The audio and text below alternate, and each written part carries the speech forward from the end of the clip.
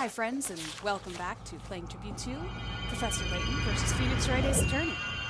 Where we are on Chapter 3, The Great Witch. Because, Espella has been accused of being the Great Witch Bezella. The Great Witch Bezella. The legendary witch from ancient times.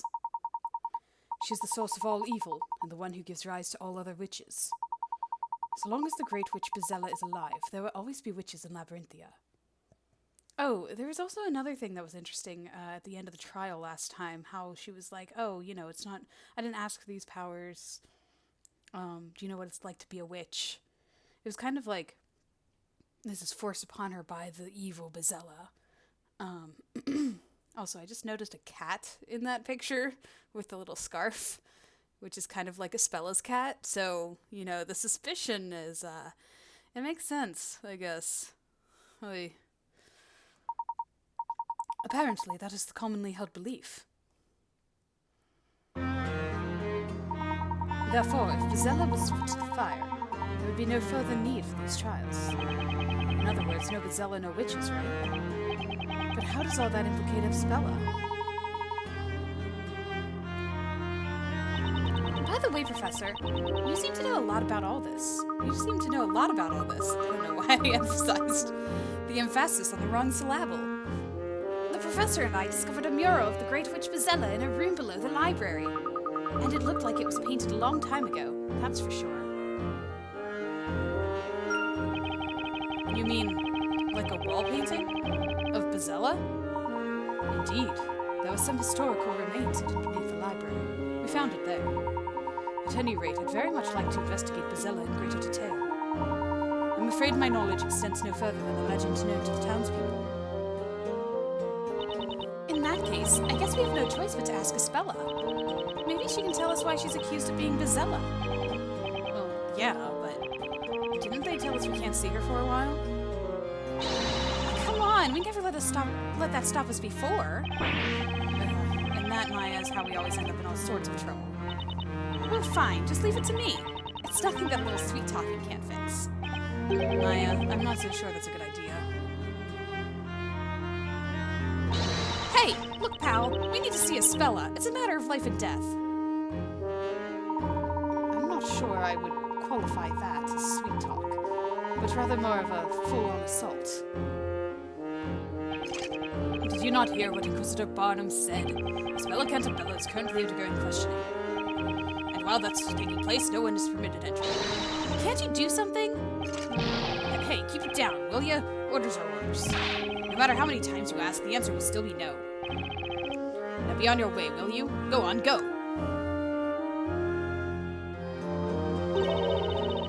Access denied. Not much is obvious, Maya.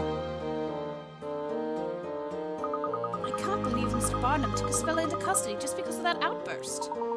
That reminds me, something Inquisitor Barnum said has been bothering me. It was not I who made the decision. I believe that's how he put it. Yeah, that's right. So in other words, there's someone of higher authority than Inquisitor Barnum, huh? That's it! We'll just go and ask that person instead. But who in Labyrinthia could have more authority than Inquisitor Barnum? Storyteller? Well, I know how to find out. Let's ask around, Luke. Not you again. You don't give up, do you? Like I said before, you cannot see. It's not Espella. There's something else we'd like to see. That's right. We'd like you to take us to see the person ranked above Inquisitor Barnum. Above Inquisitor Barnum? You're not telling me that you want to see the High Inquisitor. Oh. So they're called the High Inquisitor, then? What's this? Are you seriously suggesting that you don't even know of High Inquisitor Darklaw? High Inquisitor Darklaw? That's weird. I can't help but feel I've heard that name somewhere before.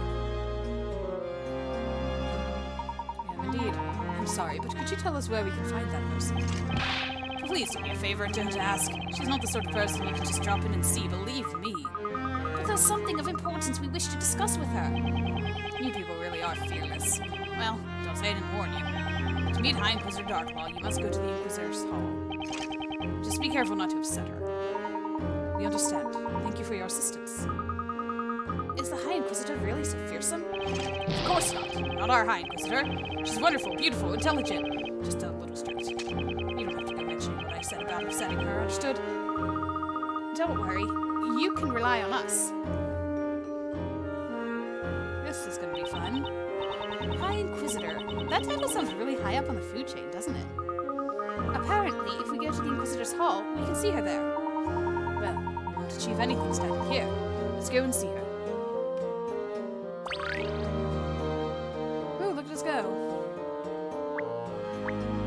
Hit coins! You know, we get all the hit coins, but we don't use the hit coins. We can use them in court, though, so that's interesting. So many candles, and yet it's so dark in here. Let's light some more. The ceiling may catch fire. The chandelier is very simple compared to the Great Archives. You know, the candle maker must be the richest person in this town. I mean, that's a fair point. I wonder if I can examine these rats that keep wandering about. Nope, no, okay. An old wooden bench that many woodworms would call home if they could speak. There's a waiting trial set here, on these uncomfortable, worn-out benches. Cheers. I'd rather stand. That bench is bristling with with sprinters.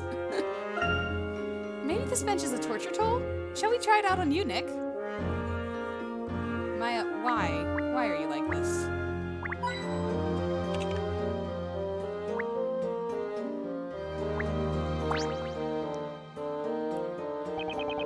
High Inquisitor Dark Laws and the Inquisitor's Hall. Even if you go there, I doubt you see you, though.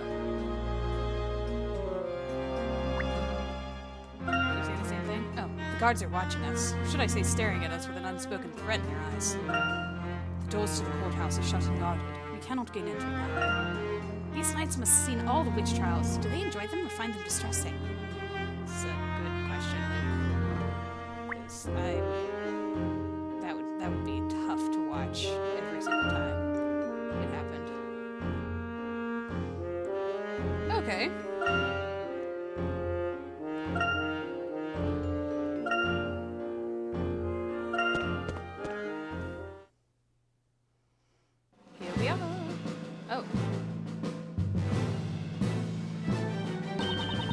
I can see Inquisitor Barnum over there. Okay, which means that woman standing next to him must be High Inquisitor Darkly. They look so serious. It might be difficult to let in. Perhaps we should wait until they finish their conversation. We've prepared for the questioning of Spella Cantabella. She's in the Death Knell dungeon. Wow. Would you like to see her now? Barnum, I intend to leave the questioning of the girl to you. What's with those gauntlets, and why do they look like the gauntlets of the witches? Oh, shoot.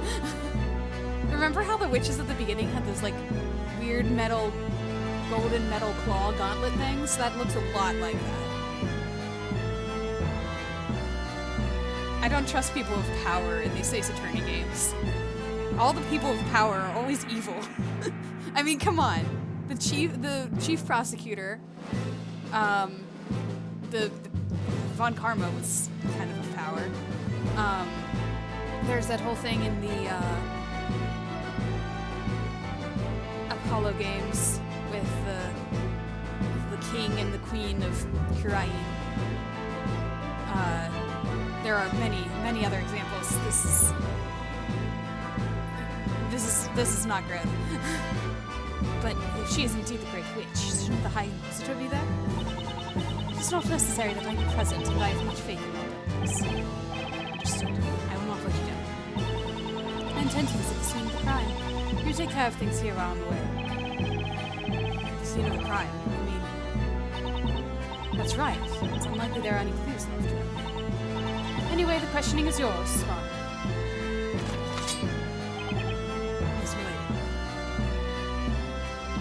Path?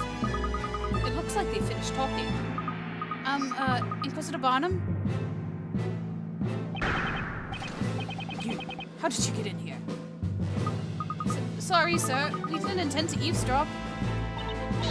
Inquisitor Barnum, there's something we'd like to ask you. have no time right now. You best leave. He's gone! How rude. Gone to question Bezella. It would appear that we have to find what we need to know from the High Inquisitor. Hi! Oh. Later, though. Let's look around first. Let's snoop around. So many memos. Magic crime is on the rise from the look of it. Does Mr. Barnum really need all these notes? Maybe he's just a hoarder. Aw, picture of a smiling Barnum with his doggy. They look cute together. Wait, really? Does Barnum use his own desk to practice swordplay on? It's badly damaged. It's amazing that this desk hasn't collapsed yet. It's full of cracks and bits are chipped off. A stark contrast with the tidy desk on the other side of the room. It reminds me of my own. All these notes and documents piled up on the desk. The Inquisitors have a lot on their plates too. It's Barnum's armor. It makes quite an impression. It must be difficult to walk in heavy armor like that, and imagine the heat in summer. The armor and the cape are made from the finest materials, far better than what regular knights wear.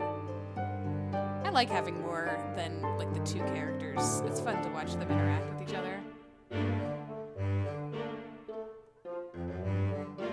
It's fun. The sidekicks are interacting a lot, and then the leads are interacting. I want to see the leads interact with the opposite sidekicks. Look at that! A sweet quill stand! I want it! It's cute. Wait, Maya, put it back where it was. Barnum uses a dumbbell as a paperweight? I guess it makes sense when you have that many papers. It's as if Mr. Barnum wants to say I've got a heavy workload today. I can picture him slowly making his way through this while Darklaw stares at him from across the room. It's also funny that, Layton doesn't say much in these little things anymore. Alright, that's one. A normal-looking painting. It feels like it doesn't belong here. It's a landscape painting of a house by a lake surrounded by beautiful red flowers. I wonder if it's a real place somewhere in Labyrinthia. Did I really only find one hint coin so far? It's the kind of chair you can sit in all night long and not fall asleep. Guess it's uncomfortable. The chair is elegant and of high quality, but not extravagant. Your comments are not half as smart as the professor's, Nick. Oh no. That's a splendid writing quill. Miss Darklaw is taking very good care of that quill. It's as good as new. Okay, that's two.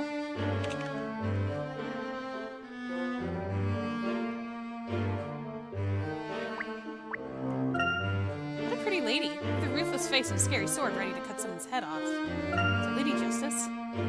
It may symbolize the Inquisitor's harsh but just judgment. Labyrinthians seem to be fond of statues. They put them everywhere. There's one more hint coin around here somewhere. I think that's her. Let's look at all these papers on this. I feel like there should be a hint coin over here, right? Like, I'm not crazy. Oh, is that a dog bone? What the heck? Where? Professor, there's a bone on the carpet. A single bone, meaning the fully placed beside the Inquisitor's desk. That smells like a puzzle.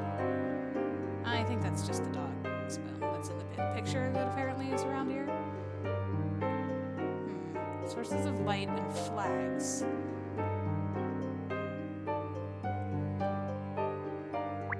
Oh, there it is. The dagger. Okay, let's talk to her now. I was just making sure that that was her and not the curtain. So you're the High Inquisitor. From the way you talk, one would think we had already met. I'm certain we've never met before. But I did have the opportunity of seeing you at the Storytellers Parade. Yeah, she gave us a dirty look.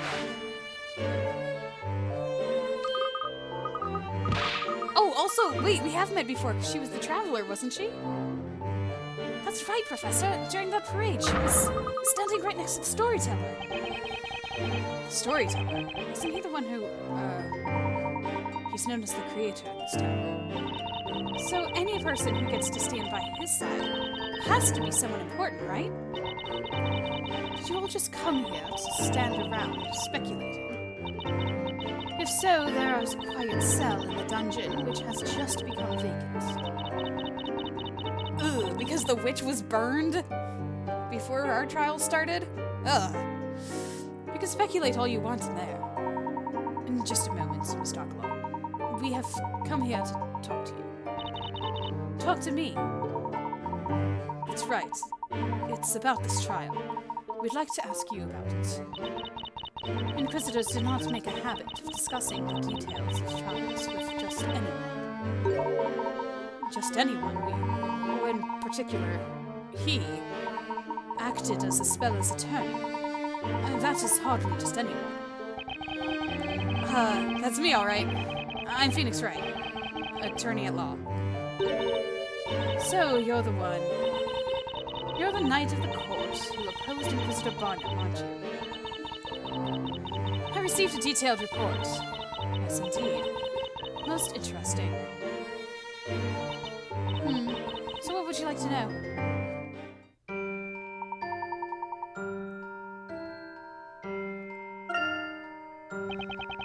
Isbella was proven innocent at the last trial. Despite that, she's now being accused of being Bezella, even though there's no decisive evidence to support that claim. Just a moment. Before we discuss that, there is one thing I need to make clear. While it's true that you acted as Ispella's defender in the last trial, that does not necessarily mean to say you will be defending her again. What do you mean? Just because the trial is different, that doesn't change the fact that I'm her attorney. The charge against Isbella Cantabella is of the gravest nature. You mean the charge that she's the Great Witch Bezella? What makes you think the accused wants you to defend her again?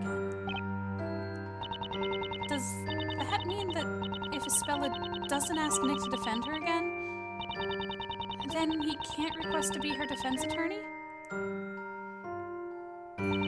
Correct. The Great Witch Bezella is the source of all other witches. Her defender could, by their own words, place themselves in great danger. Knowing Isbella's kind nature, I don't think she'd want to subject anyone to that risk. That's why she kept quiet earlier. However, Isbella is, at this very moment, undergoing questioning, is she not? And there's a possibility that she may be cleared of the suspicion of being a witch. That's right! There can't possibly be evidence of Isbella actually being a witch. So how could anyone prove she is? Just how well do you people really think you know Isbella? On what grounds can you say that she's not a witch? Or that there's no evidence? I'd be glad to have you explain that to me. That's not fair.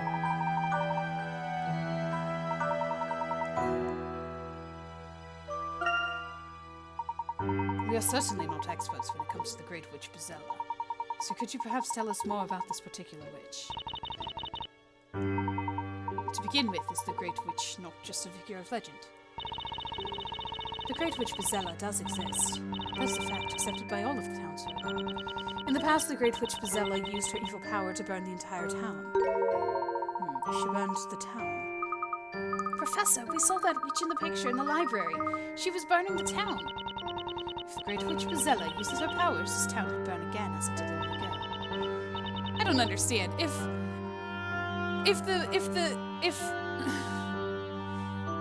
witches are using fire, how is it that fire kills them? Or am I just like, I don't know. It's weird. It's like, fire seems to be bad for everybody. But there's no way Isbella would ever do something like that. One thing I'd really like to know is why Isbella, of all people, is suspected of being Bezella. Is it because their names rhyme? Because that could be it. That's just silly. Of course, there's one reason. One reason? What is that reason? From what you've told us so far, it seems there's something about Isbella that we do not yet know. Something which makes the townsfolk and you yourself believe that she is the Great Witch Bezella. Could you tell us what that reason is? That's something you will have to investigate. As the High Inquisitor, Do you think it would be in my best interests to provide you with that information? Oh, please, if you could just tell us a little more. Oh, I don't think it was supposed to be like, oh, please. I think it was like, oh, please. Please, sir, may I have some more? I don't have to tell you anything. If you really want to know, find out for yourselves. Then at least let us see Espella. So Inquisitor Barnum is questioning her Espella right now. Is that right? Yes, he is. So seeing her tonight would be difficult. Try coming back tomorrow. Tomorrow? Alright, fine. We'll try again tomorrow. That we will! I hope you all realize how this will look to the people of this town. When they see you all supporting the person suspected of being the Great Witch Bezella. When it comes to rescuing Espella, I'm not worried about what people think. And I feel the same way as Mr. Wright. That is what I was hoping to hear. Oh? Wait, are you nice? Are you on my side? Are you supporting me? What? At the very least, you should investigate. And I pray I don't see disappointment in your eyes the next time we meet. I think she's rooting for us. Now, if you'll excuse me. Hey, Nick. I was thinking. We've met her before, haven't we? Yeah, we have, in that trial back in England. Huh? Then who on earth is she? I'm not entirely sure, but at that time she was a teacher from a boarding school for girls. Or at least she said she was. Also, this sprite of Phoenix is adorable. Was she indeed? It would seem Labyrinthia's packed full of puzzles. And this is one puzzle that I would really like to solve. Okay then, leave it to me. I'll give it my best shot. Where shall we begin? Well, I appreciate your enthusiasm, Luke. I wonder if I might better to first return to the bakery. Mrs. Eclair is no doubt worried about us. We should let her know the situation. Right! We need to tell her all about the trial. I have a feeling that it's not going to go too well. I think you did very well, Mr. Wright. I'm sure she'll understand. She's like a mother to Espella. She must be worried sick about her. Okay, everyone. Let's head back and tell her everything.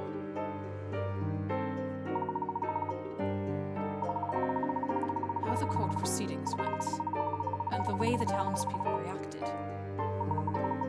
Espella, it would seem you do indeed have a secret.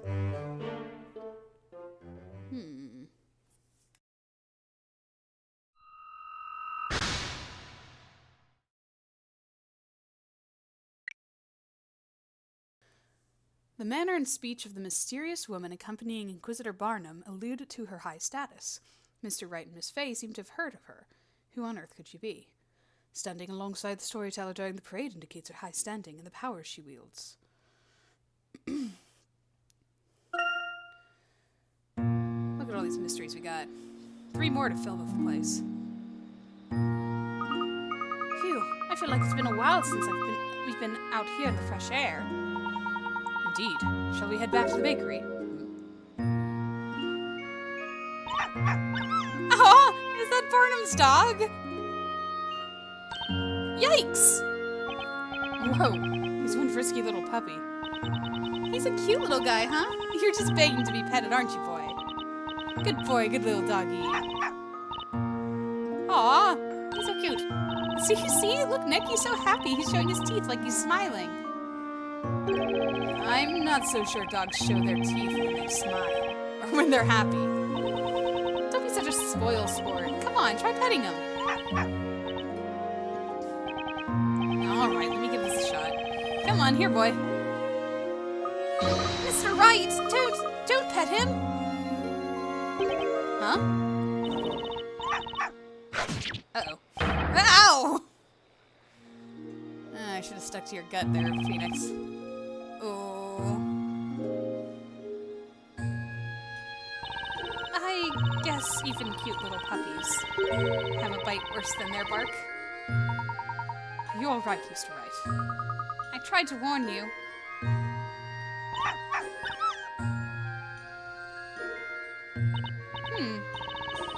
can't always judge a dog by its looks.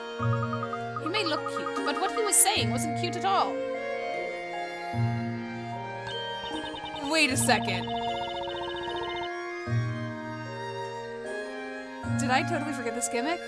Not gimmick, but this thing in the Professor Layton games? Can Luke understand animals? What do you mean by what he was saying, Luke? Oh, that's right, Miss Faye. Luke can understand what animals are saying.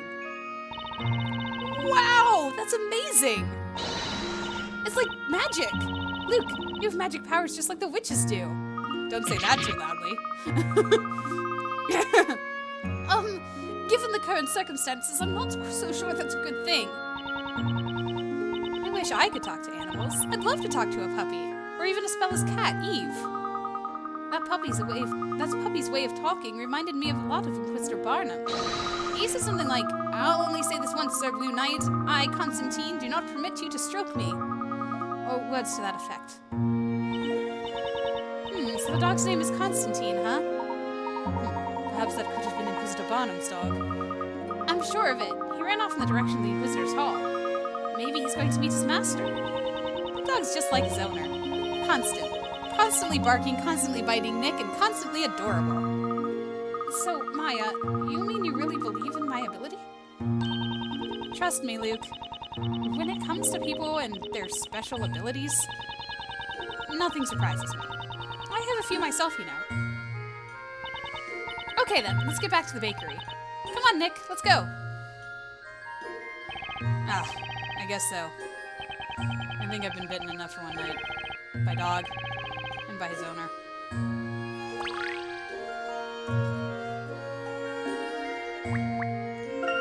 The Witch's Court is like a crossbreed of a courthouse and an execution place. I wonder why it was built so far away from the rest of the town. This deep in the forest, no one can hear the screams of the burning witches. However magnificent this courthouse looks, the trials that take place inside are an ugly matter. Indeed. What? Oh, another owl flew by. Professor, I saw another owl. Owls are nocturnal animals. This forest seems to sustain quite a large population.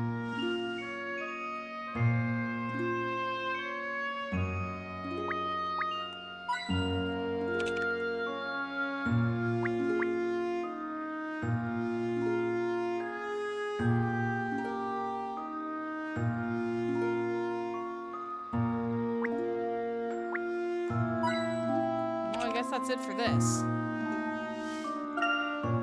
Let's get a move on. Let's go tell Patty and Claire about a spell that she must be worrying about her by now.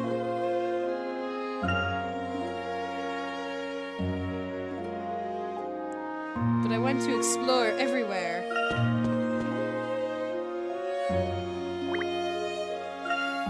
There's a sizable candle inside. It can probably last all night. The stone lantern's design is quite to my liking. Who put that there? It totally doesn't match the style of anything else in this town. Pretty, huh? I'll try coming here at night on your own. The lone lantern would be a scary sight.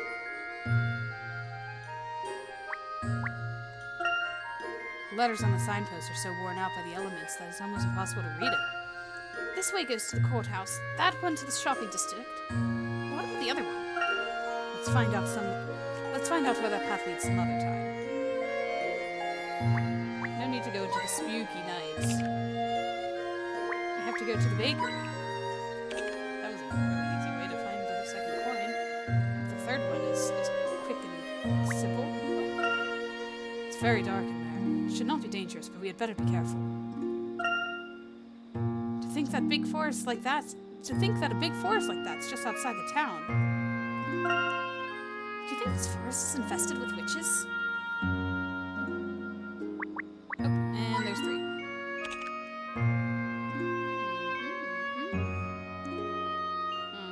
We've explored this to the capacity there, so let's move on.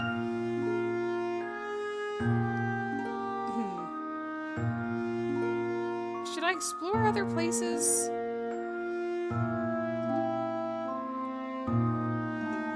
Or let's just move on. I know this investigation part is going to be long. I don't want to extended.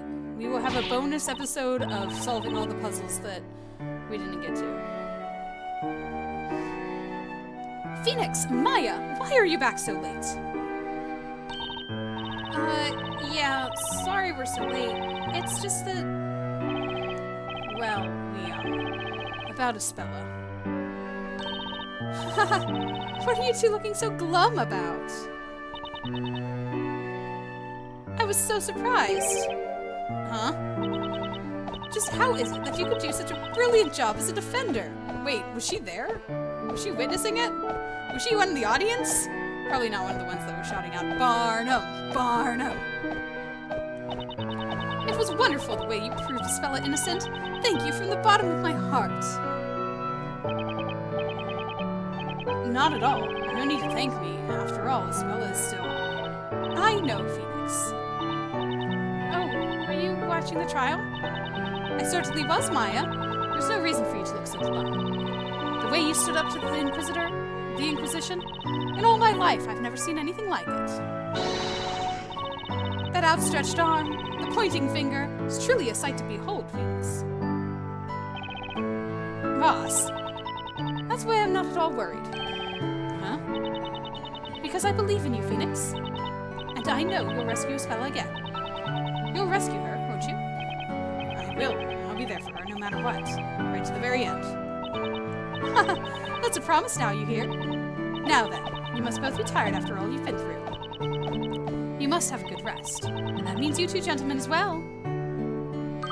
Oh, do you mean us? Of course. Why, if it hadn't been for you two, Phoenix couldn't have done what he did. Thank you, madam. Perhaps I should bring out another extra-large loaf for our young apprentice here. No, I mean, I'm fine, really. But thanks for the offer.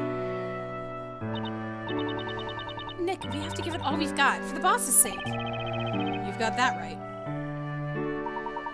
It may be difficult to rest right after a trial like that. But tonight, perhaps we should all try to get a good rest, as Mr. Clare suggested. I agree, Professor. Tomorrow's a new day, after all. Let's go inside, then. If we don't take the rest, we won't be able to do our best tomorrow. I hope Espella is able to rest for tonight as well. Yeah, if she's done being questioned. They don't question her all night long.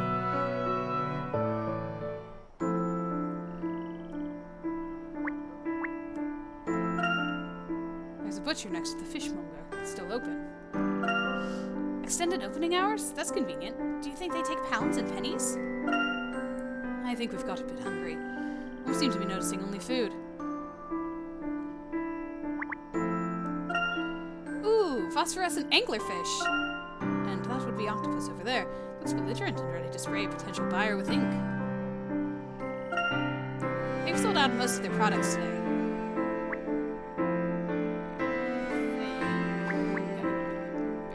Yep, in we go.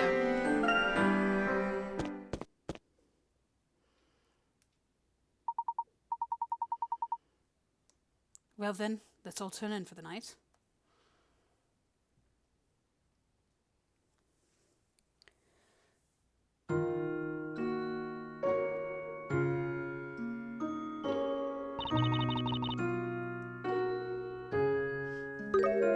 Aha!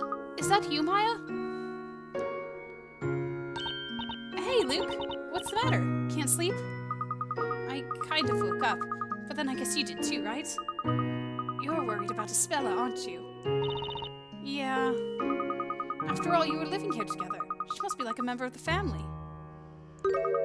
But you and Mr. Wright found yourselves here in Labyrinthia, just like me and the Professor, didn't you?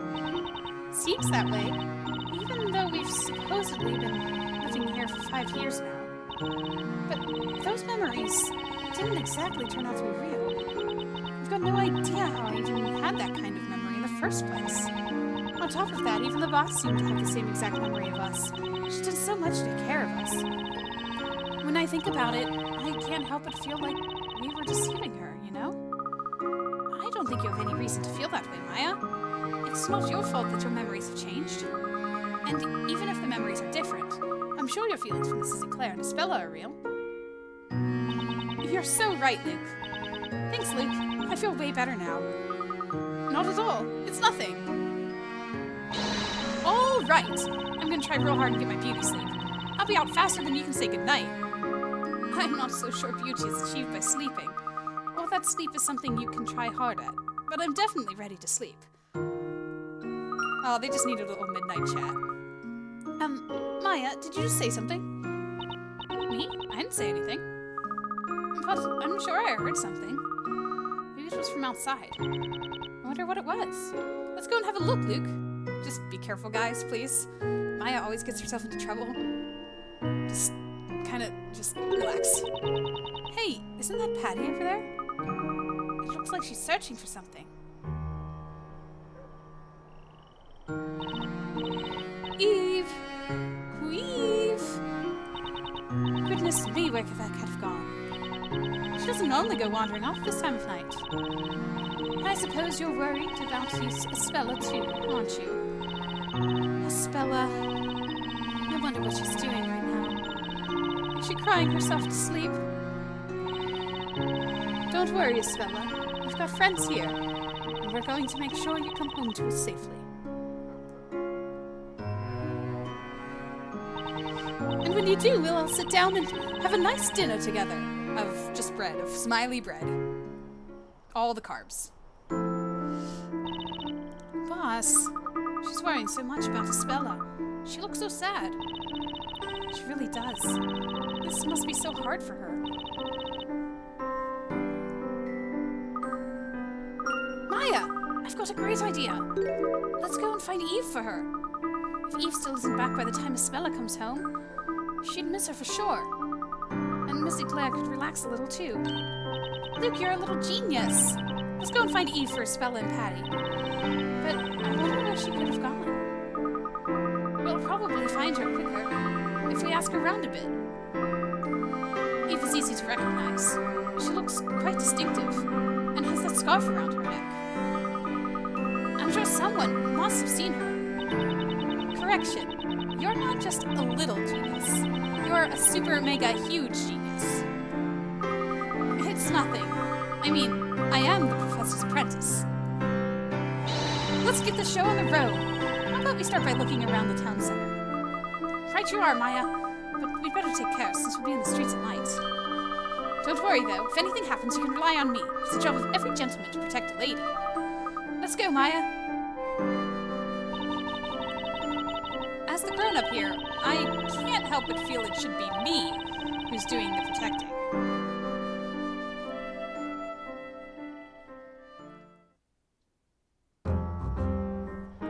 Alright, so now the kids are off, the assistants are off. Eve isn't at the butcher's.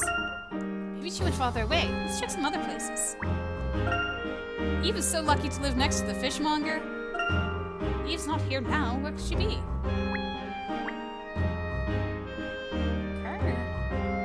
Nothing to see here. Oh, wait, no, that's just entering. Okay.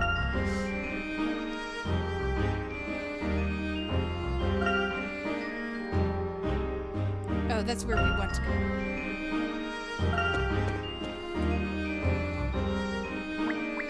But we might find some puzzles elsewhere. I always wanted to chill out at a trendy place like this. Ah! It looks pricey, but I guess we could step in for a bit if you want to. You're right. We need deeper pockets to be able to enjoy this place anyway. That's the Great Archive. Think it's a nice place to work at? Maybe I should apply. Dewey says it's a paradise for book lovers. Well, a bakery's a paradise for bread lovers. These tall buildings must be perfect for watching the parade. The view has to be stunning. Look at how wide the road is here. Maybe this area was designed especially for the parades. That's a good point. He is a little genius. Ah, yes, we do have a puzzle. Make way, letters to be delivered. Sorry. Phew. Okay, everything seems to be okay. What is it? It's a little late in the evening to be delivering letters, isn't it? Yes it is. But I'm the only courier in this town, which means I'm always busy, even at this time of day. What? You're the only one? That must be tough. So, what is it then? What can I do for you? Oh, right. You haven't seen a black cat anywhere around here by any chance? Black cat. Ah! I do believe I did. I saw it. The cat, I mean. Oh, Wait, really? That's great. Can you tell us about it? Well, I could, but I'm wondering, should I tell you for free? We don't have any money on us, if that's what you mean. No, not money. It's just I'm kind of in a bind. I'm sort of not sure about where to take the next letter, I mean. Do you think you could help me with it? If that's all that's troubling you, you'd be glad to help.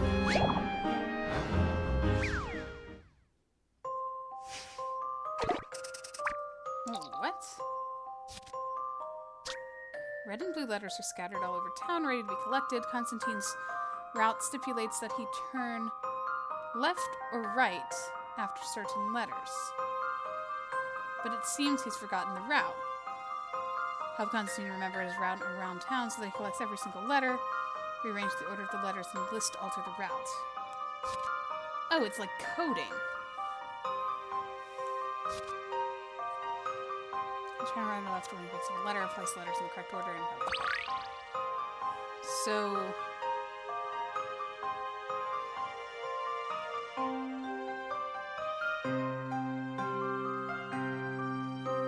we want him to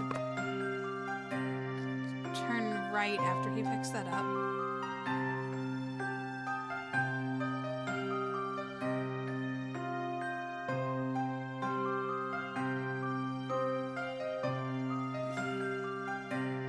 Okay, no, that makes sense. So he picks up that. He turns right. He picks up the blue. He picks up the red. He picks up another... he picks up the red. He turns right. He picks up another red. He turns left. He goes and he picks up blue. And then red, he turns left. And then another red, he turns left. Oh no, I can't have that. So he picks up red. He turns left. He picks up blue. He turns left.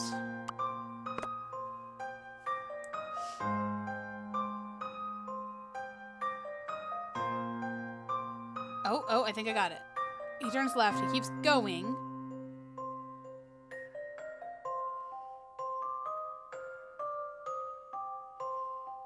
No, he can only keep going if he hits another color.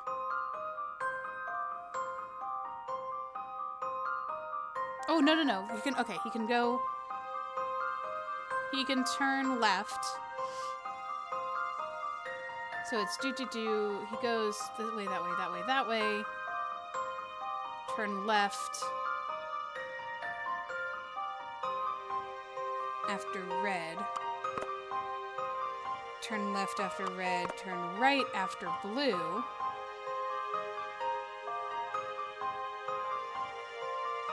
Turn right after blue. No, that won't work. That corner is going to be weird.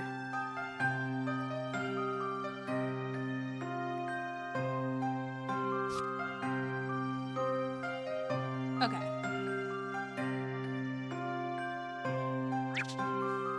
What's my order of things? It's right, left, right.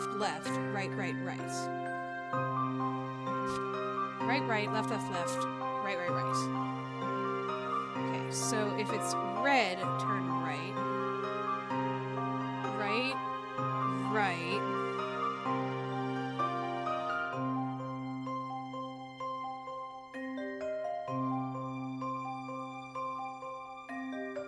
Left.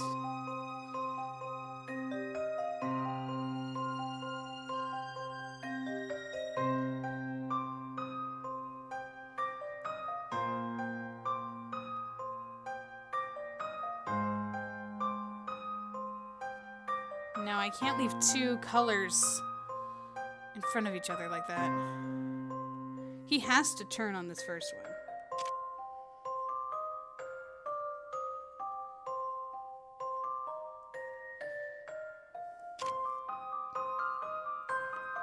Right.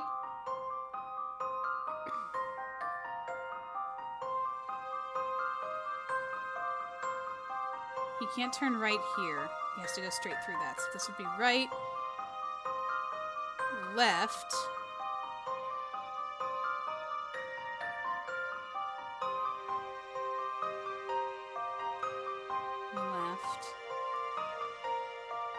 Left. Nope, I can't end like that. It has to be red. Red has to be left. Left.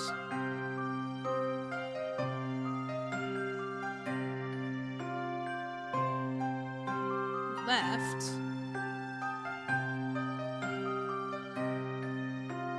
Right. Right.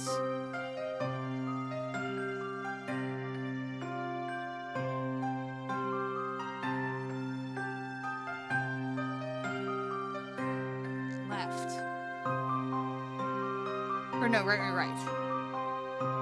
Because it's left with so it's right, left,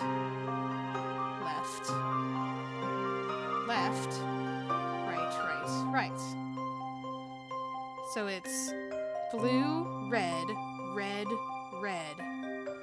blue, red, blue. Blue, red, blue, red, blue. Wait.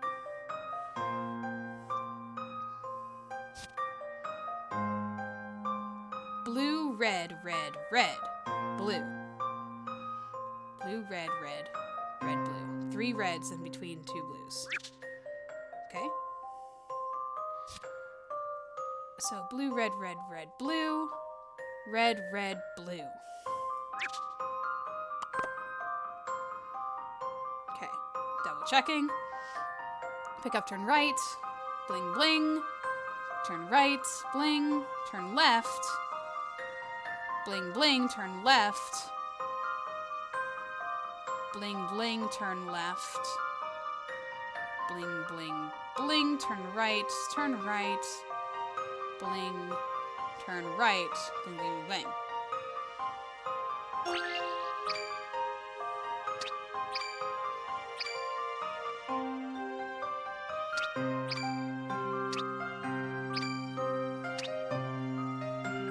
Good dog.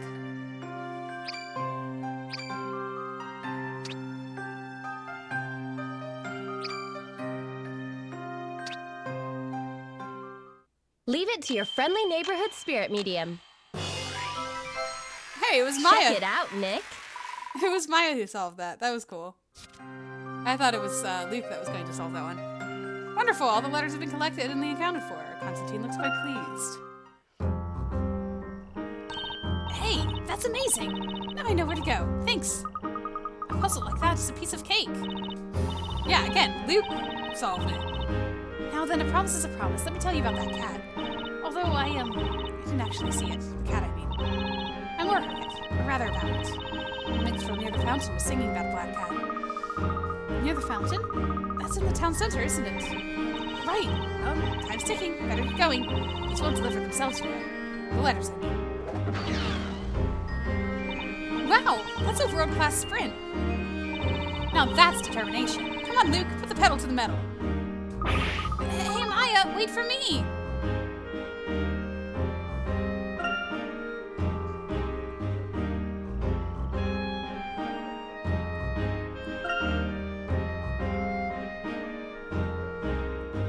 How far, though, should I actually wander here?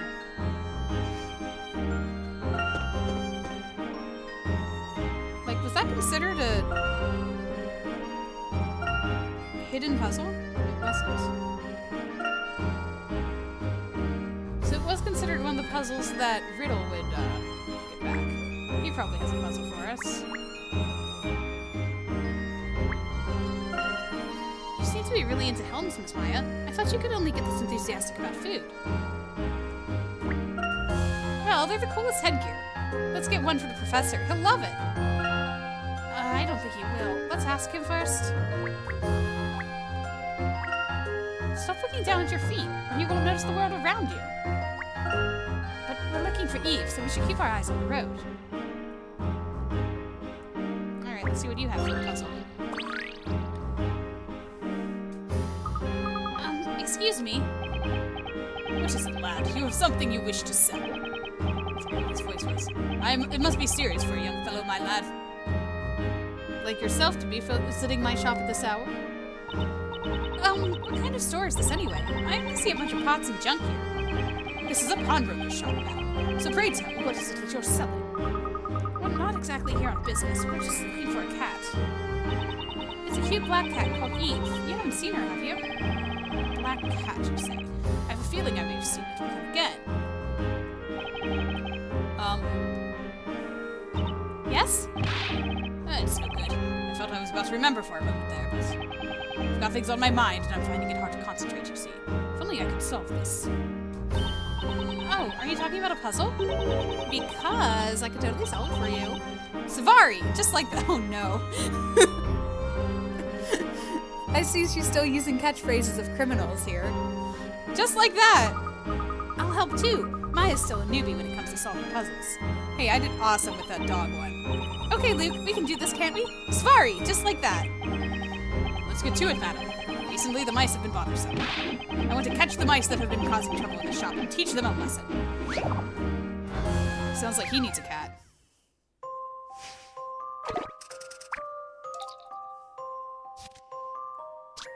That's adorable, the little art styles for them. Little chibi Luke and Maya.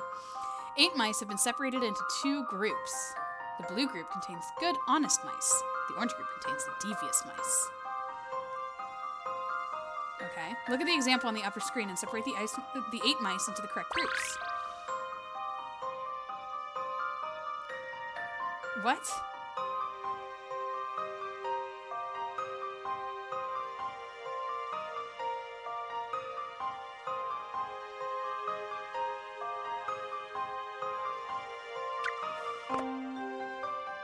Am I just matching them to their...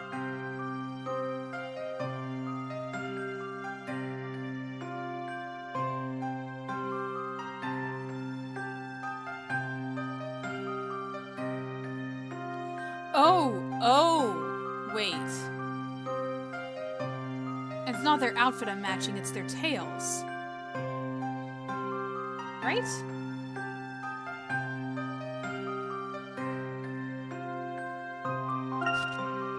Touch the piece that you would like to move on the touchscreen. When you have found the desired location of the piece, you lift right. Okay. Yeah.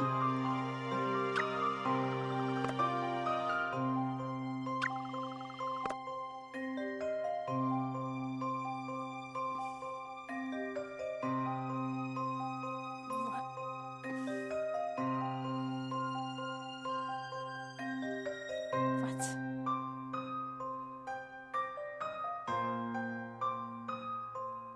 What? Okay. This guy looks like that middle guy.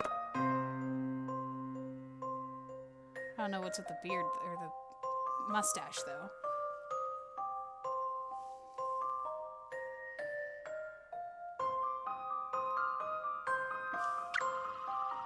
This guy looks like that guy.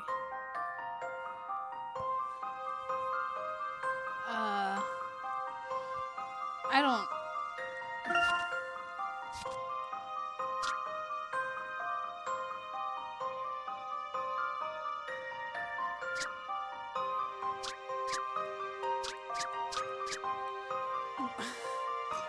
What?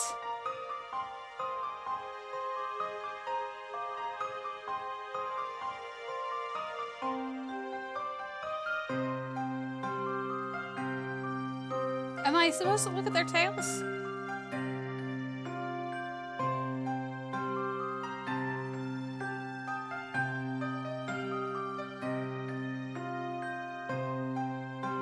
I'm not sure what I'm supposed to do here.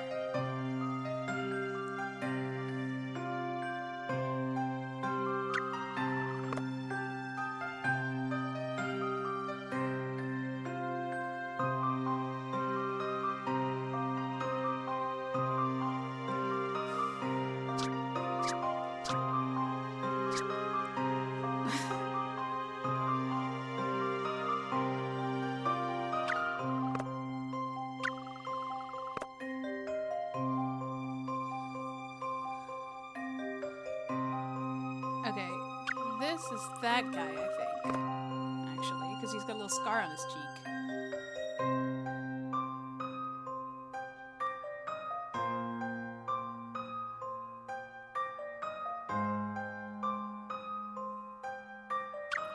And she's got her eyes closed.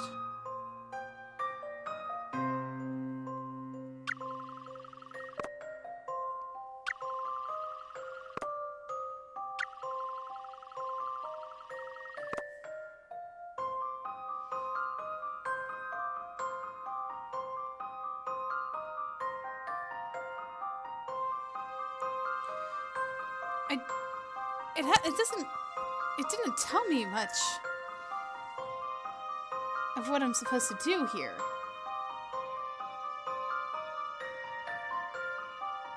I'm just basing it off of what they look like, what outfits they're wearing.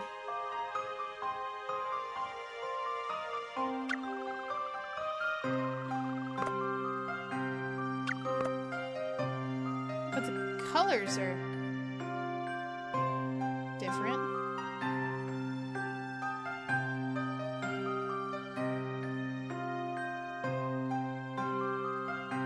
I was about to say maybe it's the eyes. Like some are open and some are closed. But on the other side some are closed too.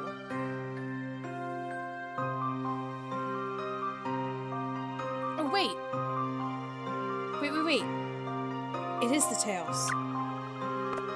Those tails are pointing down, and these tails are pointing up.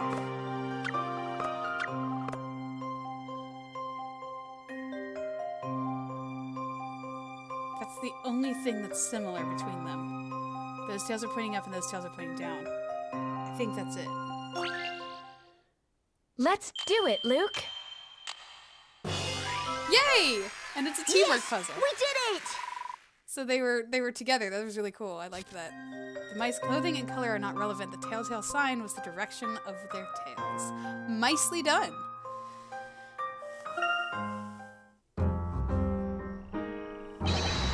Yeah, I didn't think you solved such a difficult puzzle so easily. I'm quite impressed. All right, that settles it then. I'm the professor's new apprentice. I think not. The professor has only one apprentice, and that's me. So do you two want to talk about a cat, or don't you? Of course we do. We'd very much like to hear about that cat. So, Mr. Pawnbroker, what can you tell us? Well, I haven't actually seen the cat, but I'm certain I overheard the minstrel near the fountain singing about a black cat. I think I should just go to the fountain. Near the fountain. Got it. Thank you. And we'll take a look there. Yeah, we've been told a million times to go to there. Luke even started with that.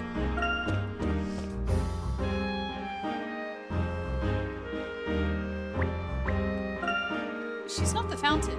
She's not in the fountain. I thought she'd gone for a swim. She would have gone for a swim. Wow. Cats generally hate water, but there may be some that do like it. Miss Maya, do you have any idea what kind of shop this is? I vaguely remember someone telling me this is where all the bottle enthusiasts gather. Say again? Bottle enthusiasts? That's weird. Indeed. A stray cat sleeps here during the day but disappears at night. Maybe it left because it found the ultimate barrel and this one just doesn't compare anymore. If it was still here, I could have asked about Eve. Oh right, because Luke can talk to animals. Yet there's gonna be no spirit medium stuff. We can see Luke's special ability, but Maya's not gonna mention hers. Good evening, sir. There's something we'd like to ask you. What's the matter? You're a bit quiet this evening, aren't you? I wonder what's up. A sore throat, maybe? C'est la vie, c'est la vie. C'est la vie? I have no choice but to retire, c'est la vie. Yikes! Alas, now a rival has up and appeared. So how can I sing when I am so afeared? A simple bard just cannot compete. With a rival that strong, he cannot be beat. Please calm down. What do you mean? Him. Oh, that bard with a parrot on his shoulder. Wrapped in colors, he couldn't be bolder. When he sings, it's with such grace, he draws the eyes of all in the place. This Bardley bard named Bardley, no bird sits on his shoulder, dressed so drably he can hardly compete with the bard who is bolder. It would seem some amazing new rival has appeared. Woe is me. Well, for starters, you could try perking up a little. Perking up? I need some color to cheer up my day. I need some color to replace the gray. You need color? For example, bright colors such as these. Puzzle time. You can always cheer him up with a puzzle. Stained glass window above has been beautifully painted using 4 bright colors. Paint a similar stained glass window so that each neighboring color is different. Think carefully of where each color should go.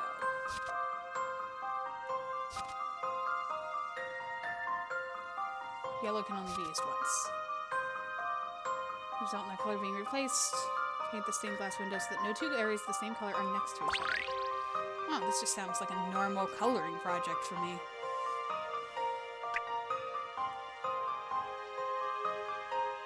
Okay.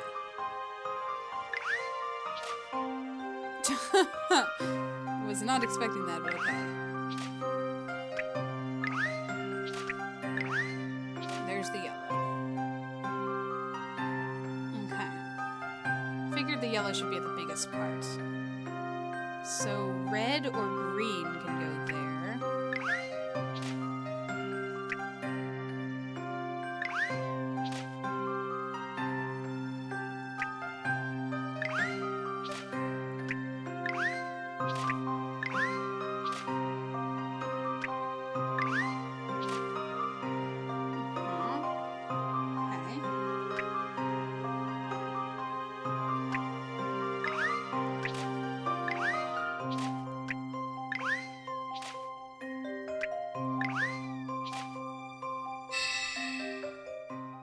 Don't worry, leave this one to me.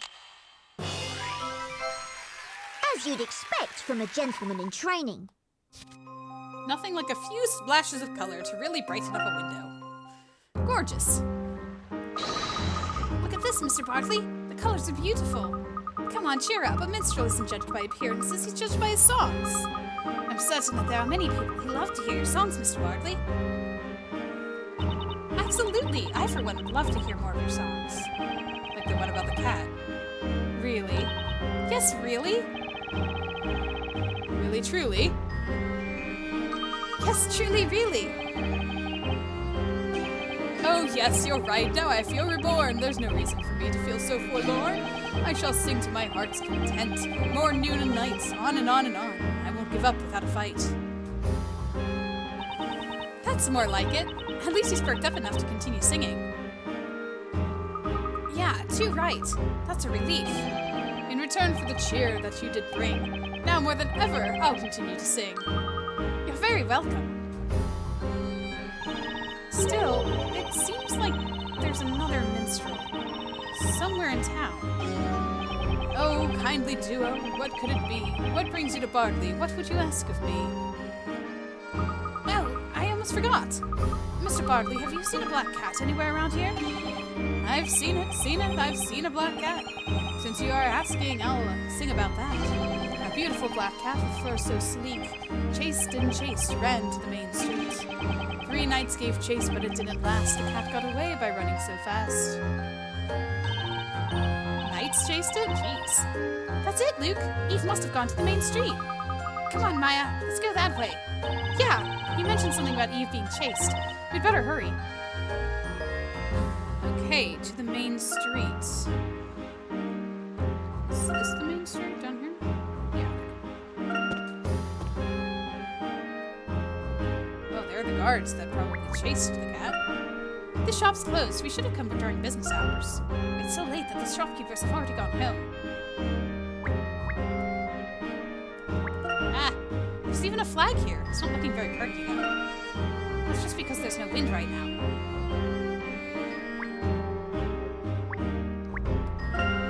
Stalls like this look more appealing at the night rather than during the day.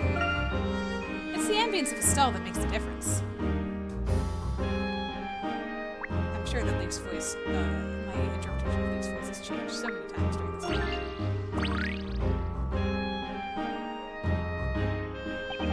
If we don't hurry up and find that cat, it'll get away from us. Come on, give me a break. Just how long do you intend to chase after a cat? If we don't get back to our posts, the captain's going to blow his stop. So I'm sure that cat was a stray. Surely it's part of the code of chivalry to rescue people and animals without distinction. We've done nothing but chase it around. Sheesh, why did you have to be on our squad? Oh, they were trying to rescue her. Did you hear that, Maya? Those knights are talking about a cat. Yep, and I bet they're talking about Eve. Let's ask them. Excuse me, sir. We're looking for a black cat. And we overheard you talking about a cat. We're looking for a black cat wearing a purple neck scarf. Cat, you say? Must be. Also, why would it be a stray if it was wearing a scarf? Hey, wait a minute. Aren't those two the ones who gave Inquisitor Bottom such a hard time at the trial? Luke's face immediately turned. Aha! Those are the ones, all right. They were with that defender. What business could you possibly have with us? Be off with you. Or feel our wrath. I know nothing of this cat you seek. But I heard you. You were talking about chasing a cat. Yeah, I heard you too. You were worried about her escaping. Even so, I don't know what I would not know, and I can't tell what I can't tell. Come on, just tell us. We need to find her. You can ask as much as you like. We know nothing. Saw nothing. Heard nothing.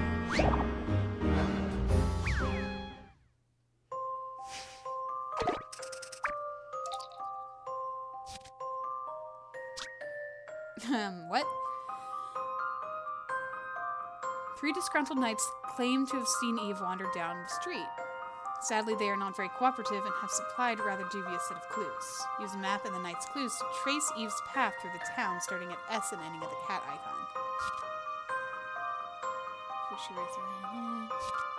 You cannot pass the same spot more than once. When you have finished drawing your path, to touch submit to see if the answer is correct.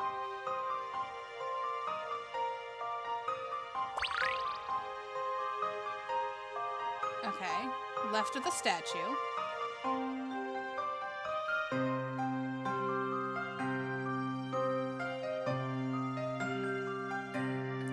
Straight past the statue. And through houses.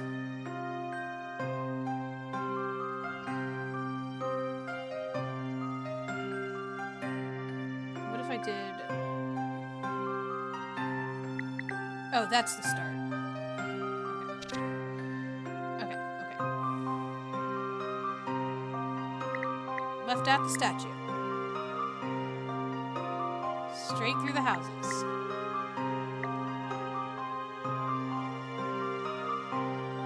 Are they in order? Are they in order?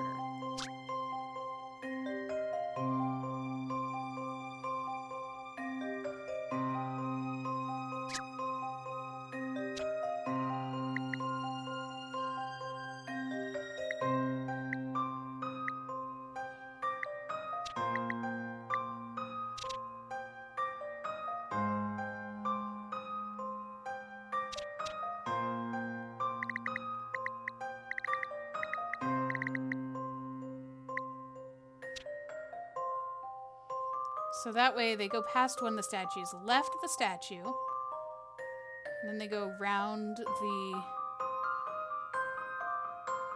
They go past the statue, and then they go through the houses. Straight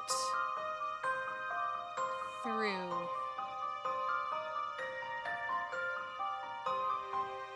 the houses.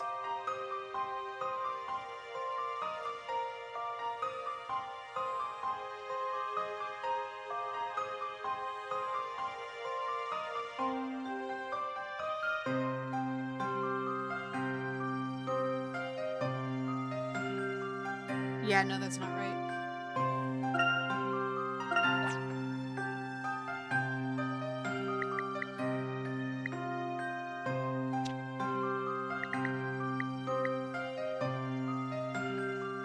It can't cross over itself, right?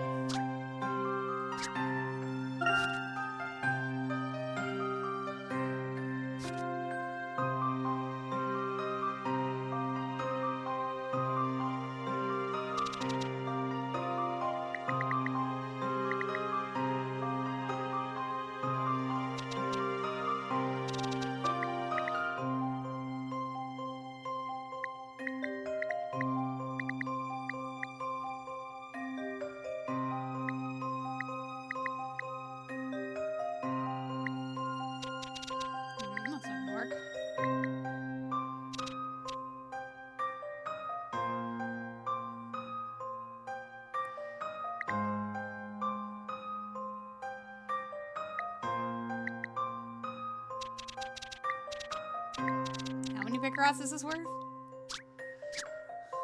It shouldn't be as hard as it is, right? Okay.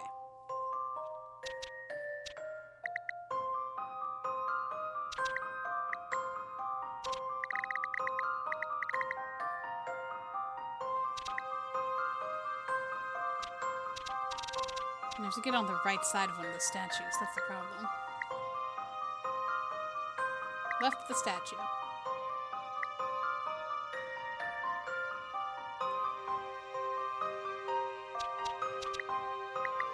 Left of the statue. Straight past the knight.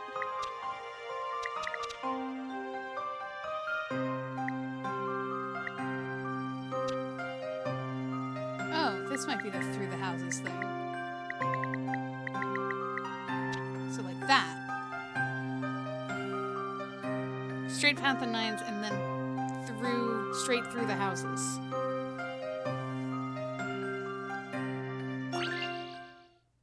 Let's do it, Miss Moya. Just what I'd expect from the professor's apprentice. Looks like Eve took a little stroll down the catastic. Stroll down to the center of town. Follow after her. See nothing, heard nothing, know nothing, and we're not going to tell. We've worked out where Eve is, Maya. And you know where she's going, don't you? I sure do. Looks like she ran off toward the town square. No, we didn't even tell you. How did you work it out? Did you read our minds? No, the answer was in the puzzle. Say, shouldn't you be getting back before your captain goes ballistic? Touché. We're close to finding Eve, Luke. Right, let's go and find her before she gets running off somewhere else. Yeah. Hey, you know what? I could really get used to this whole puzzle solving thing. You know, it's like the moment I saw the answers, it just felt so right. And I was right. Hey, I was right too, you know. Anyway, let's go. Off we go. Back to the center of town. Wait. Right?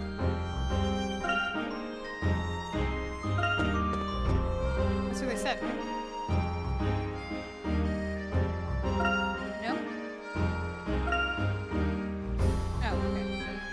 Oh, town square. They said town square. Excuse me. Pardon-moi. Here, kitty, kitty, kitty. It's you. Hi, Inquisitor. Darklaw. Oh, if it isn't you two. Is it a bit late for you to be out here, strolling around? Maybe. A bell this large can probably be heard throughout the whole town. Did they ever ring it, though? Miss Maya, have you heard it? Nope. Maybe it's broken? Aren't you tired, Luke? Why don't we take a short break? I'm not a little boy. I can walk. And I'm not tired at all.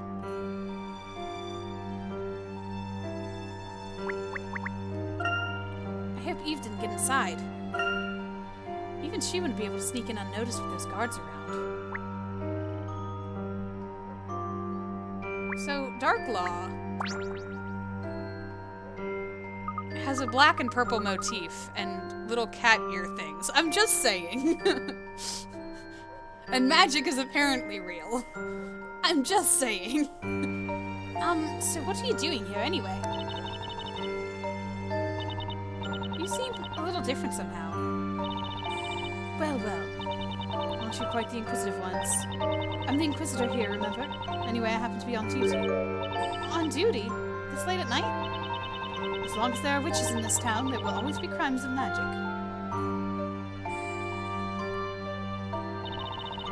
I'm directing the Knight's inquiry into a certain incident involving the spell tower. A certain incident? What happened? 3 months ago, an alchemist residing not far from here was murdered. Naturally, it was at the hand of a witch. Did you say an alchemist?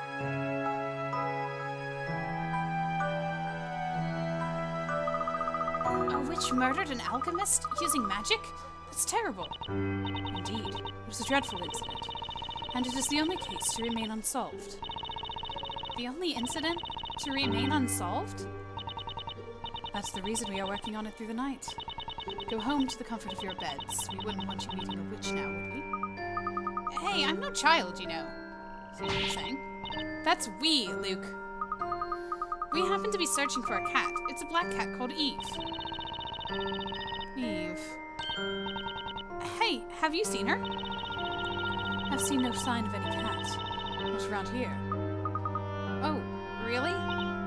But she has to be somewhere nearby. Come on, Luke, let's look around a bit more.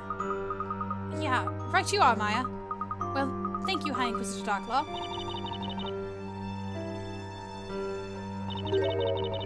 Maya Fey. Yes? What is it? Wait, that's weird. I don't remember telling you my name. There are witches in the most unlikely of places. You must remain vigilant.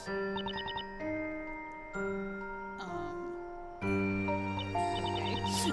What did she mean by that? Hey, Maya, over here! I found Eve! What's the matter? Come on! Yeah, okay. I'm coming. Oh, I guess Darklaw didn't turn into a cat. Good to know. Oh, mystery has been solved. What's this? She's the High Inquisitor and leader of the Inquisition. Her stance on witches and witchcraft is strict as her attitude toward her subordinates. Working alone relentlessly at night, she appears to embrace the hate for witches. As yet, I do not know why.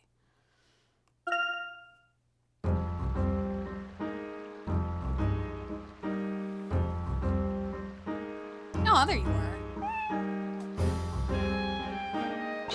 Eve! We found you, finally! I'm so glad you're safe. Isabella would be so upset if anything happened to you. She sure would, Luke. She said that Eve is a real friend. Hopefully the boss will feel better too when we get Eve back home. I'm sure she will. Come on then, let's go back to the bakery.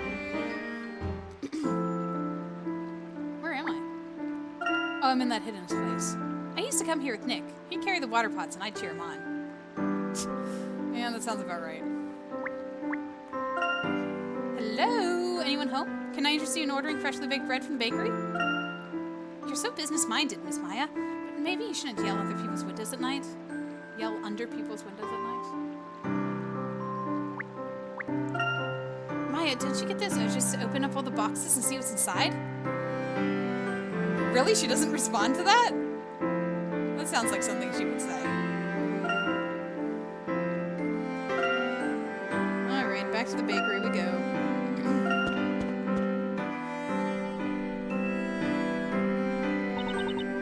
That took us longer than I thought it would. I wonder if everyone's asleep. It's getting close to daybreak. We should enter quietly and try not to wake anyone.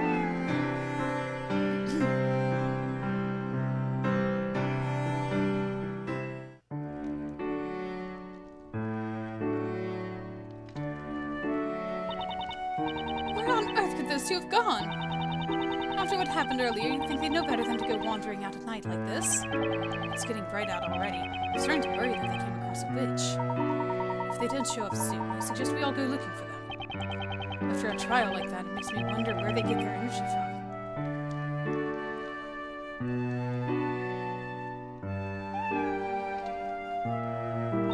Oh, Eve! Where were you? Ah, good morning, everyone.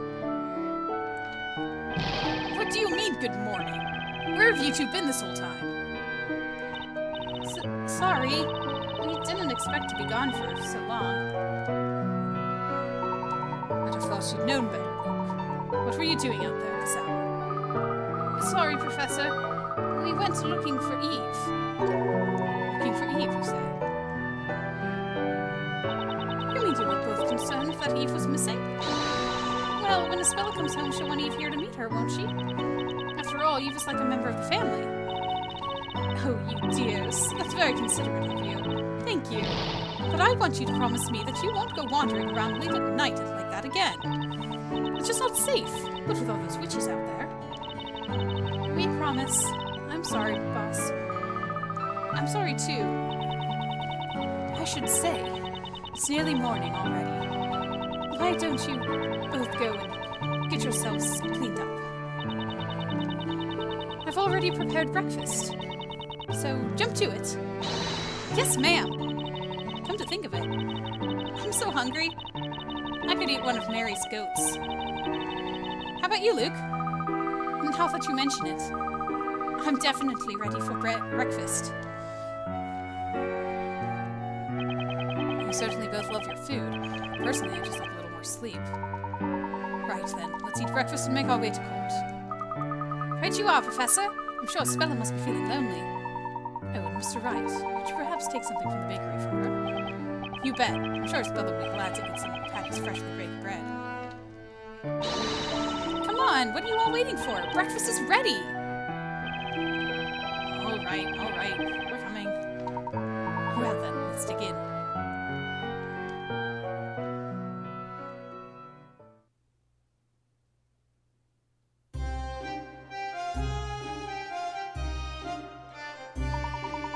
As it seems we are all ready to go, shall we make our way to court? So does everyone remember how to get there? Sure, we just headed east from here. And it's on the other side of the forest, isn't it? Boy, Spella must be feeling so sad and lonely. Let's get a move on. Let's go. Where did the wagons with milk come from? I haven't seen any cows or goats around here, but there may be a farm outside town. Someone left their wagon unsupervised. The goat lady said that the goats give little milk, so it's very expensive. Do you have a puzzle for me? Welcome, welcome. How about some fresh goat's milk from a freshly milked goat? Well, I'll be if it isn't you lot. What a coincidence seeing you here. Hey, Miss Mary. I thought you were selling milk on the outskirts of the market. That's right, I do, but not everyone can get to the market to buy their milk, child. That's why Snowy and I sometimes set up a stall in town like this. Must be hard having to do it right after a trial like this. We have to deliver the milk while it's still fresh, you see. There's no way we can go out taking a break. Not only that, but we hardly feel like resting. Not after all that excitement. We've never experienced a trial like that. Who would have thought the sweet flower seller Kira would turn out to be a witch? Such an innocent face, too. You never believe she could have done it. Don't you think so, my little snowy kittens? That goat puts up with her. At any rate, it's a real shock seeing an execution by fire. Maybe so, but on the other hand, it couldn't be helped. After all, she was a witch. Anyway, at times like this, a little puzzle can help clear the air. Isn't that right, my little fluffy dumpling? Is it about goats? Is it about fluffy dumplings? Yep. Oh gosh. I can already tell this is going to be tough. Okay, 5 goats were put out to pasture. Each goat has its own unique color and pattern. Not only that, they each have a unique pattern to their bleeding. However, these conversation-loving goats are suddenly started talking at once, and in conversation to complete chaos. Use the picture above to work out which goat is saying what. Also pay attention to each goat's color and pattern. Oh gosh, okay.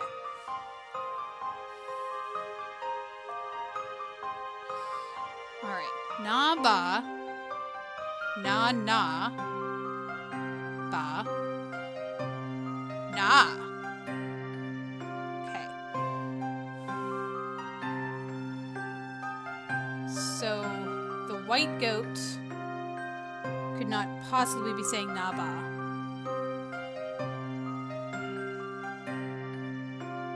And the spotted goat can't be saying Naba. Can't be saying any of those.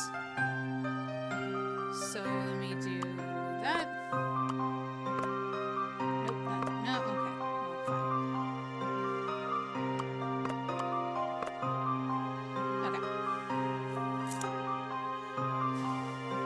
Naba. Oh, the brown one is saying Naba. It's gotta be. Yeah, okay. Banana. Banana. Banana.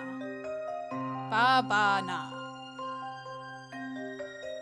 Okay, either white or spotted is saying banana. And okay, so it's either one of those. Okay. Na-na-ba. Na-ba.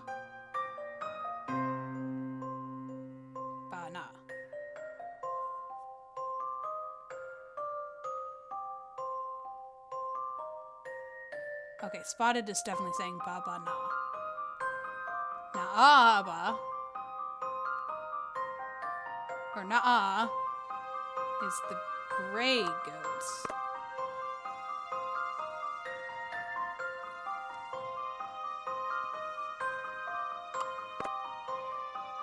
Which means black goat is saying Na, Na Ba. Na Na Ba. Na Na Ba. Okay, yeah. Na Ba. Na Ba, okay. Banana. Banana. Okay. Na Na Ba. Alright, check that one, right? Na Na Ba, Na Na Ba. And Na. Na. Na. Na Ba. Na Ba, Na Ba. Yeah.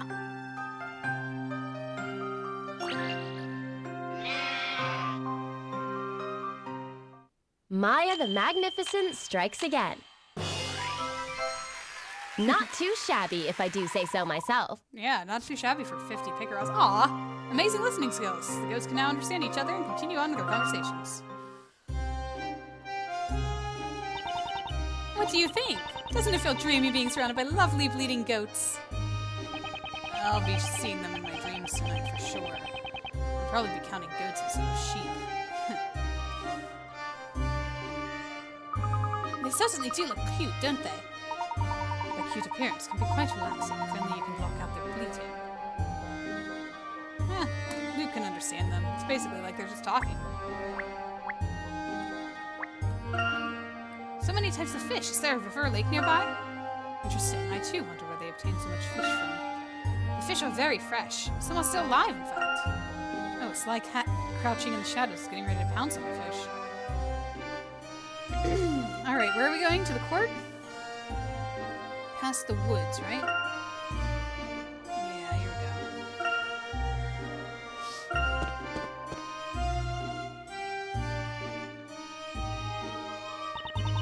Coming back here makes me remember yesterday's trial.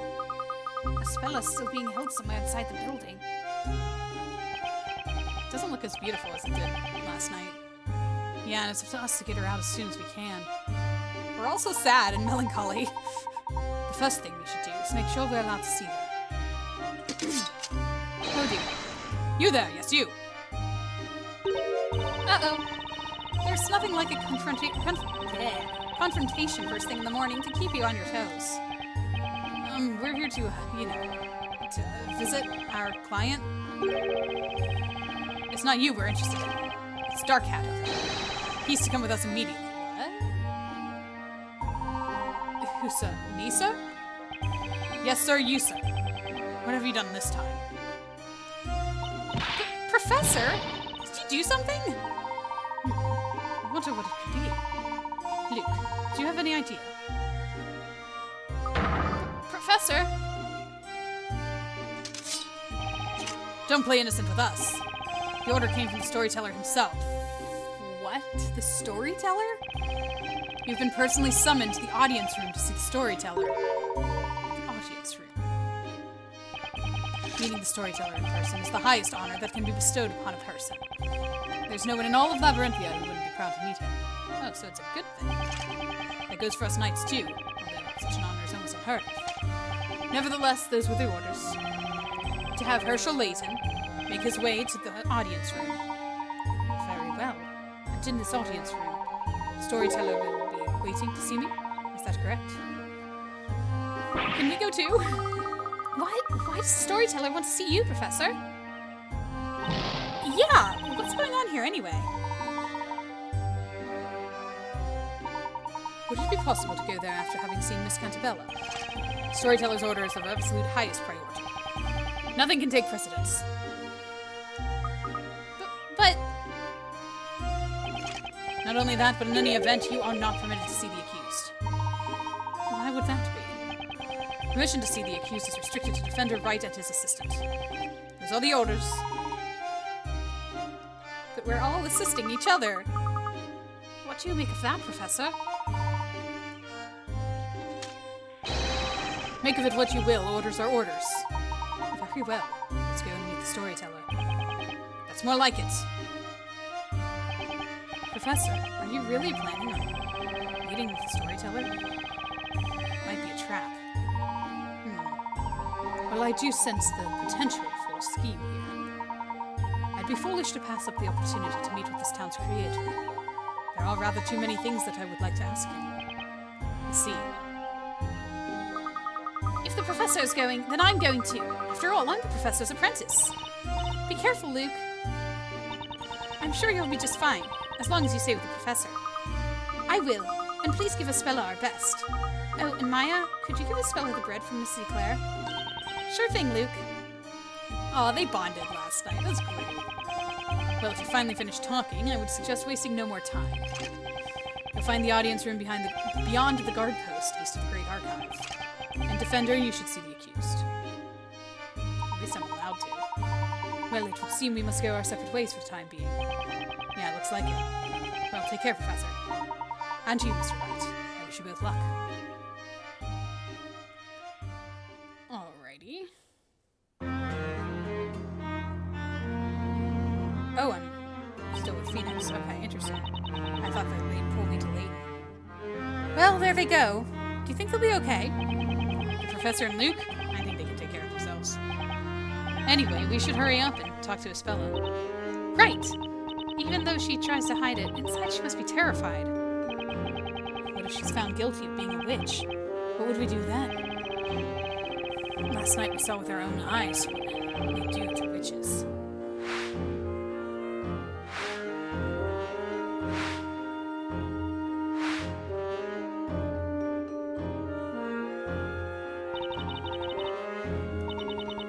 It's not right. Any world where things like that are allowed to happen isn't right. I know, Maya. But for now, we have no choice. We have to clear a spell of the charges. We need to focus on that and that alone. The Great Witch Bezella. I wonder why they suspect a spell of being her. I don't know. But if we're lucky, maybe she'll be able to shed some light on her. Hey, Defender. It's time for you to see the accused. Well, this is it, Nick. Sure is. Let's go, Maya. Death Knell Dungeon.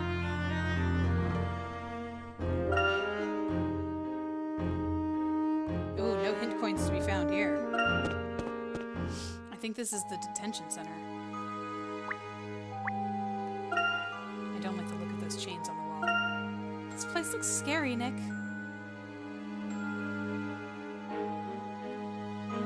Everything? Is that all we have to comment on? Yep, okay. No coins to be hidden here. She looks terrified. Ah! Mr. Wright. Maya. Espella! So, this is the Death Knell Dungeon. It's more like solitary confinement to me. Don't worry, I'm fine, really. I was a little surprised at how hard the bed was, though. Espella. Oh, that's right. I have something for you here. The boss made it for you. Look, it's her special walnut bread. You should try it. And Patty made that for me? Thank you, Maya. We'll get you home soon. Then we can all sit down and eat Patty's freshly baked bread together. Yeah, that would be nice. We're going to have you out of here soon, so don't you worry, Espella. But are you sure you want to do that? What are you talking about, Espella? Do you really want to continue defending me, Mr. Wright? What? Of course I do. What made you say that? You two both know what I've been charged with, don't you? Sure we do. They're accusing you of being Bezella, the source of all witches here in Labyrinthia. That's right. And anyone who defends such a suspect will also come under suspicion themselves. People are likely to criticize you and make you suffer on my account. I can't ask you to defend me. I don't want you suffering because of me.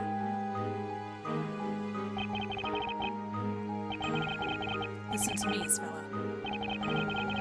We're already suffering just seeing you here in this prison. Do Do you honestly think we just stand around not doing anything? Mr. Wright. Hey, I think I get it, Isabella. I bet you're just worried that Nick will slip up the way he always does. Huh? Trust me, there's nothing to worry about. The professor and Luke are on our side, too. No, that's not what I meant. I wouldn't think that at all. Mr. Wright, you were just amazing. You and Mr. Layton both. It was like you were working magic together. Well, that settles it then, Isabella. And don't worry, we're going to be there for you. We'll fight to the very end. The two of us, the Professor, and Luke, will all be working together on this. We won't let you down.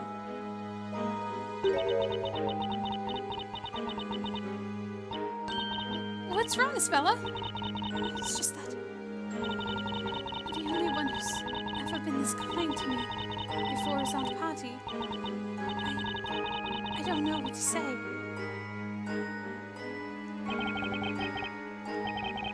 Isabella, I'm not sure how to say this, but it seems that the townsfolk are distancing themselves from you. It's as if they fear you for some reason. Yeah, I can't believe they all think a cute girl like you could be the Great Witch. Isabella, we heard from High Inquisitor Darklaw that there's a reason why people are so suspicious of you. If it's okay with you, we'd like you to tell us what that reason is. The reason that the townsfolk suspect you. Why they're so distant.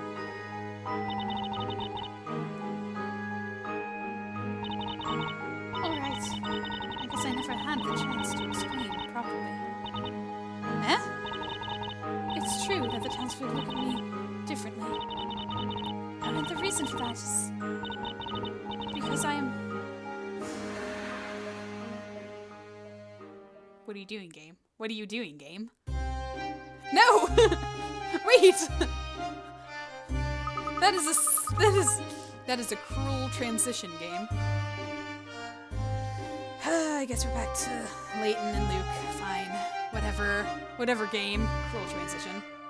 Well, Professor, we've reached the library, and the place at which the storyteller is waiting for us to cease to fear, isn't it? Indeed. According to the night, the audience room is past the guard post. I wonder what the creator of Labyrinthia wants to talk to you about, Professor. It's too soon to assume anything, Luke. But whatever it might be, I have a few things that I would like to ask him too. We should be thankful that this opportunity has come so soon.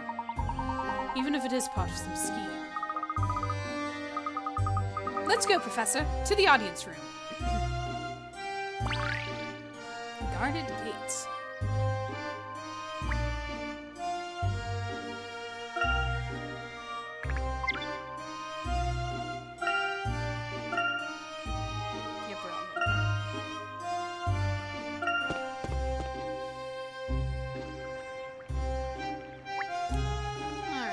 We look all around.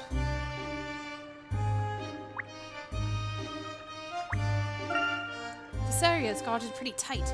Maybe the knights are keeping an eye on us. Limiting the means of access to the bridge supervised from the keeps. It's a good way to keep intruders out. It feels like they're not only looking out for witches, but trying to keep the townspeople out too. Very possible. There's a current, so the moat has to be connected to a river or some other waterway. Oh, little fish are swimming over there. It's quite pretty for a moat. The water is very clean. I suppose there's a spring nearby. Oh, keep going.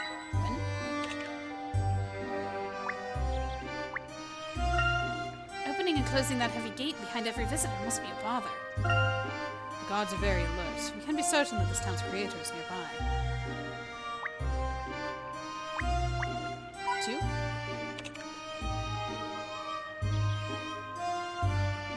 Nothing in the flags? Oh, there it is. 3.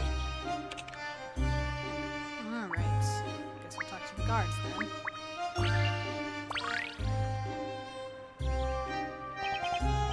Ah! Aren't you Marshal Layton, the Hatter? Well, I'm not a Hatter, although I certainly am Marshal Layton. I've been told that my presence is requested in the audience room.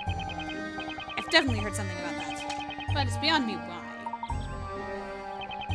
With all due respect, why would the storyteller invite mere commoners to the audience room? Aren't people normally allowed to visit? Of course not. Both the audience room and the tower in which he resides are areas of strict surveillance. One does not simply visit the storyteller. Did you say tower? The storyteller's tower, naturally. Don't tell me you've never heard of it. He only comes out of his tower to appear before the people in his parades. The audience room is where the storyteller comes whenever there is a parade. We, the Order of Knights, provide his protection from this guard post. We feel honored by his presence, even if he doesn't speak to us. I see. Then it would seem we are extremely privileged to have been invited here. Don't let it get through your head. Wait here while I open the gate. Come to think of it, during the parade, the storyteller did seem to be held in high esteem by all the townsfolk. Indeed, Luke. After all, he is the author of this town story. So he is effectively like some kind of god. Like a god? No! Someone's telling me this isn't happening. There seems to be some commotion over there. It's that knight. He's coming back this way, and he doesn't look too happy. This is bad, really bad. What am I going to do? What's the matter? Well, actually, Dark Hat, the gate won't open. It's broken and I can't fix it. So what happens now? I wish I knew. What am I to do? We need to do something. Can't keep the storyteller waiting. If we do, there goes my career as a knight. Unless, aren't you two meant to be good at finding people? Finding people? I wouldn't say we're particularly good. Don't say that. I need your help here. There's one knight who's able to fix the gates. He's busy training with the other knights. I'd like to call him back here without disturbing the others. But in armor, they all look the same. The only way to identify him is to look for a knight with an unusually shaped sword. Unusually shaped sword? Oh, interesting. Professor, doesn't that mean... Indeed, my boy. It means we can tackle this the way we would a puzzle. So will you find him? Okay, I'll see what I can do. Oh, I thought we were gonna have to, like, fix the gate. What? It's lunchtime and the knights are all eager to eat their share. They've all stabbed their swords into the massive piece of meat at the same time. One of the swords is not a standard knight issue. It has an oddly curved blade. Examine the blade and find the owner of the strange sword. Slide the stylus. The finger icon will appear to change with the hovering over a point of interest. After circling your answer, touch the image to see if it's correct. Okay.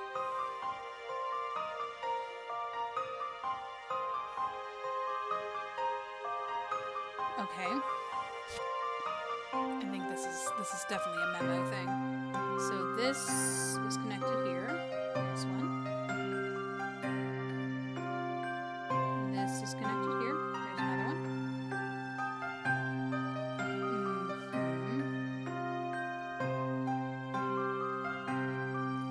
This connects to this. Okay. This connects to this.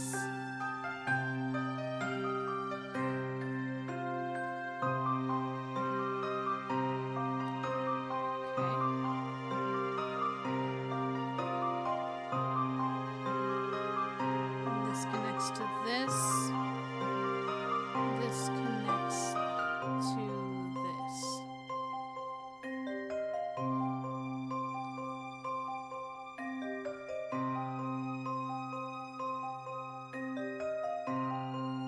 They all connect to something.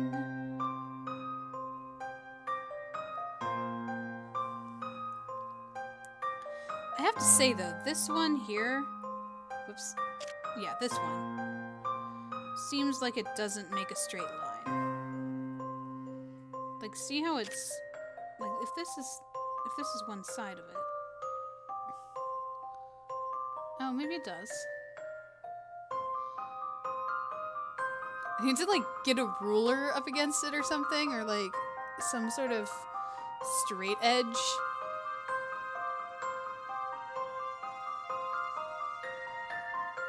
Yeah, no, that lines up. That one lines up. Oh. It might be this one.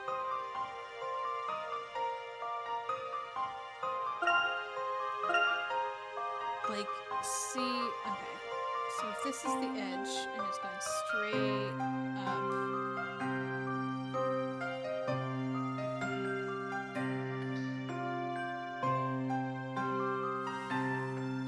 Oh, it's really hard to eyeball this.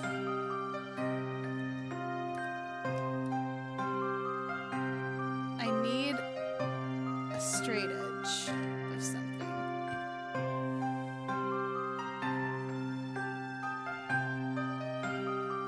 To see.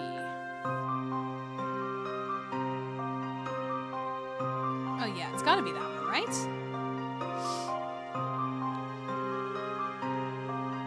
I think everything else lines up. That lines up. Hold on, let me erase this.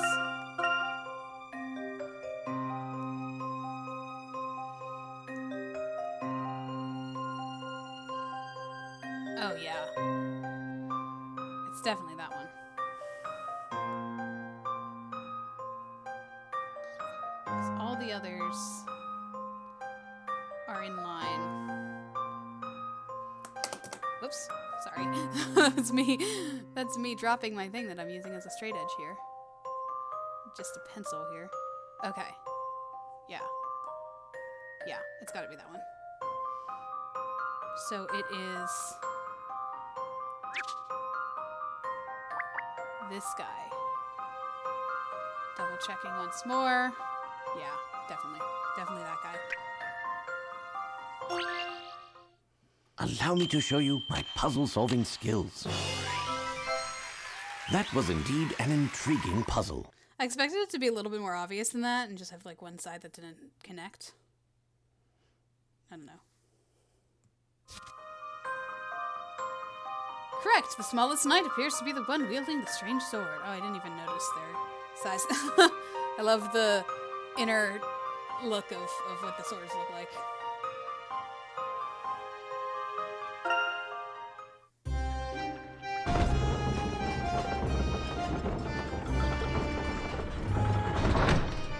Yay! Thanks to you, Sir Hatter, I've been able to have it repaired immediately. I'm glad you were able to fix it. A puzzle like that is a piece of cake for the professor. As I suspected all along, you're certainly no ordinary gentleman. Sir Hatter, Professor Layton, shall henceforth be allowed to pass through this gate freely. Thank you, kind sir. Please make your way to the storyteller as swiftly as possible. Alright, off we go.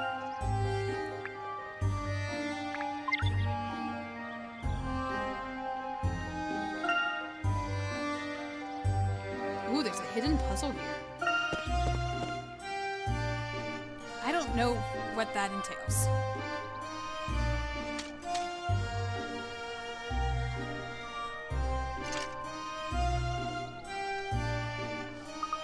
Wow! No matter where I look, there are knights everywhere. Yes, indeed. Knights have their guard post on this side of the gate. Given the grandness of scale, I imagine they're living here too. But I wonder exactly whether around here we're supposed to meet the storyteller. A knight said to go to the audience room, wherever that is. With a name as grand as audience room, you'd think it would be easy to notice. Luke, can you see his long flight of stairs over there? I think we should go and take a look. A flight of stairs? Ah, I see it! But not yet, because there's a hidden puzzle here, and I don't know how to find it. There's also a building over there. It's rather stately. Do you think that's where the audience room is?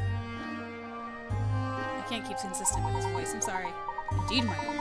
However, there seems to be something going on over there. And from the looks of things, I don't think we'll be able to just ignore it and stroll right by. At any rate, let's go and take a look.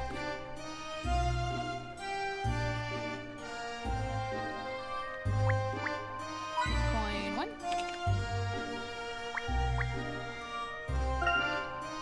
Enthusiastic shouts and clinking of metal can be heard from the other side. A training session? Seeing the knights practice, I've rekindled my passion for fencing. Perhaps I should join them. Are swords useless against witchcraft? Most likely. And coin do.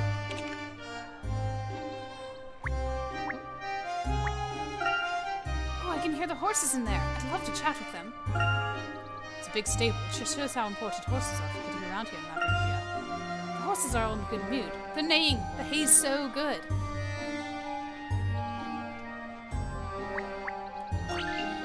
Oh, I might have found the hidden puzzle. Ah, Professor! I think there are mice hiding up there. Take a closer look, Luke.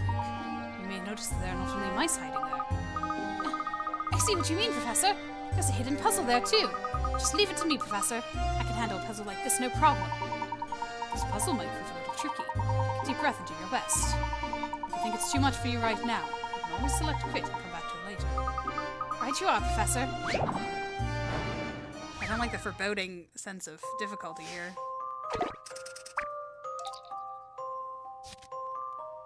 Hmm, 25. That's fine.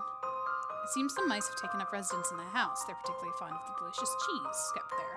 Tilt the table left, right, up, and down to send the mice sliding across the surface. Slide each of the 4 mice so they end up in the traps. Make sure they don't touch the cheese.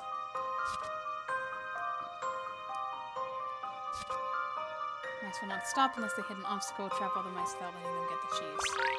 Okay, so I can trap... If I go left, I can trap that guy and that guy.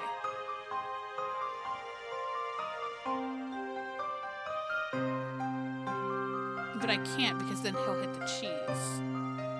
If I go down, he'll hit the cheese. If I go up, and if I go to the right, nothing helpful could happen. So let's go up first. Okay.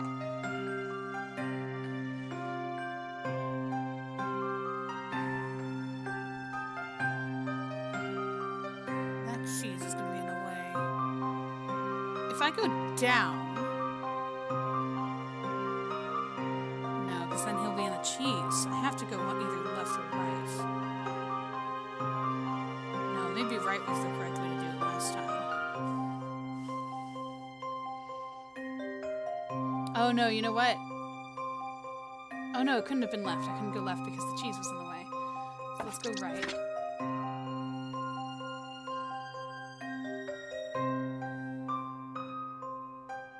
Oh no, that won't work. Okay. If I go right first.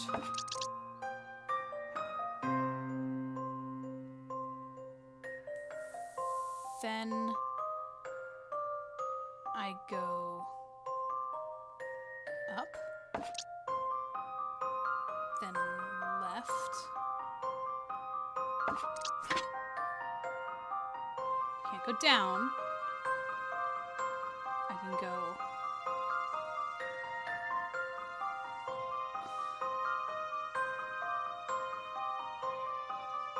up.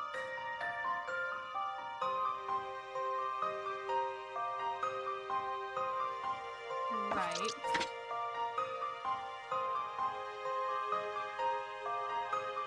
Up.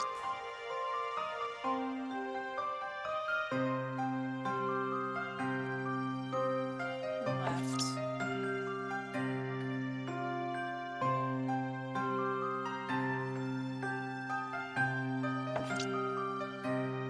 Right. Down.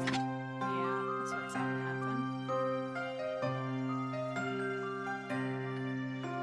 Okay. I've got an idea here.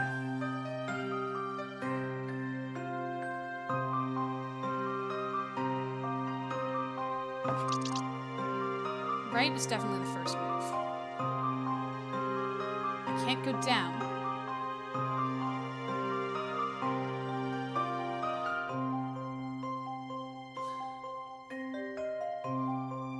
I can't go left.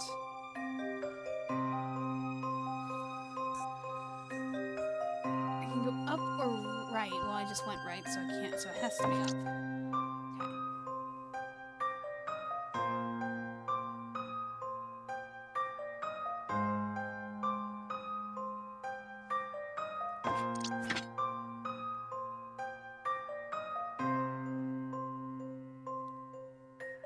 What if I go right and then down? No, that cheese is in the way.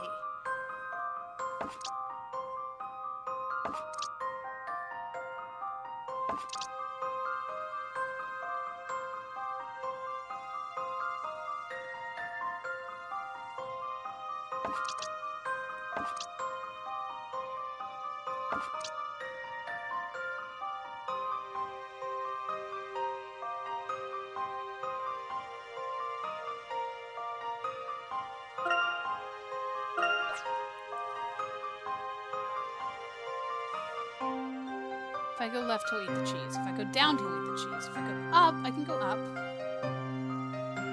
I can go up.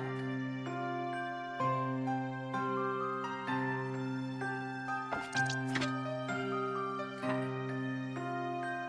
If I go down, he'll be trapped. If I go right, he'll be trapped there. If I go left, that won't be helpful.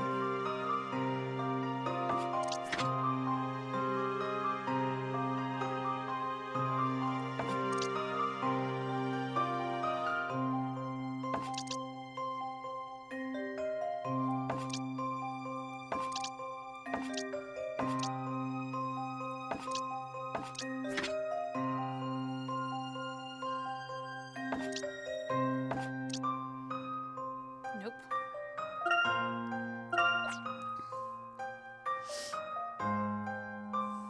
Okay, I think up was interesting. What did I do last time? I went right? No, I went down, so let's go right. And then up.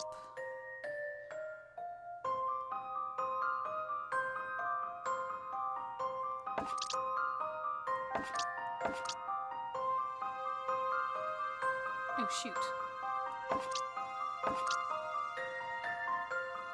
Oh, I ran into the same issue.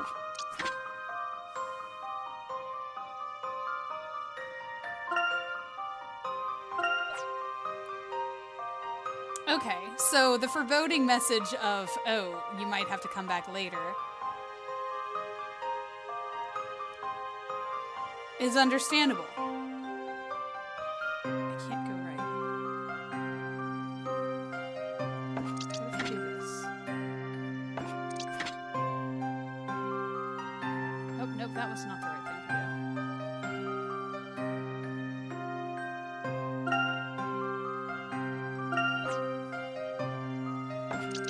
Oh no!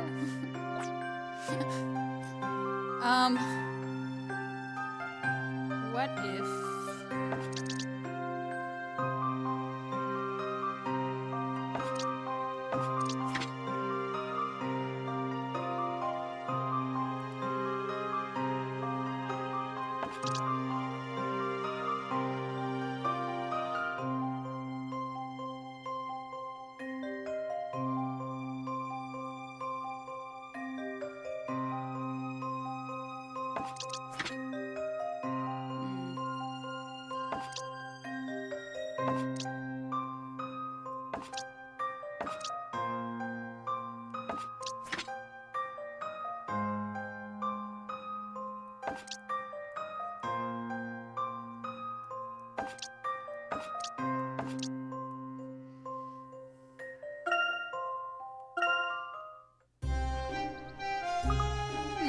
might take a little more time.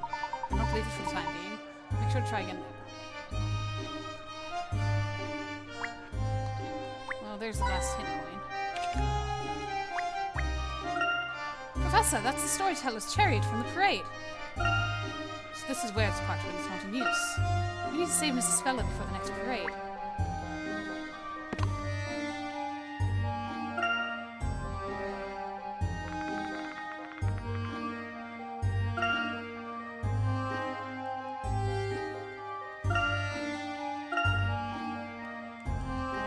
I was trying to see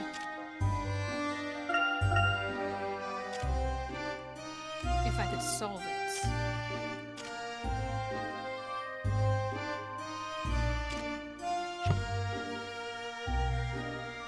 From the index, but I can't. So I'm gonna have to go back to it. Because it will disappear.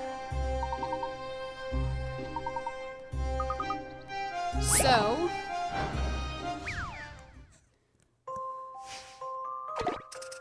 If you want to fast forward through this, feel free. I cannot go down. I cannot go left. I must go right or up.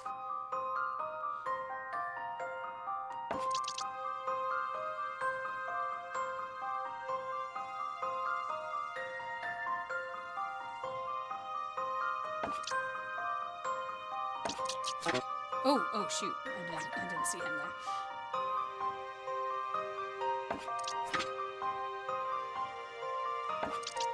Nope, okay. Not what I wanted to do, but...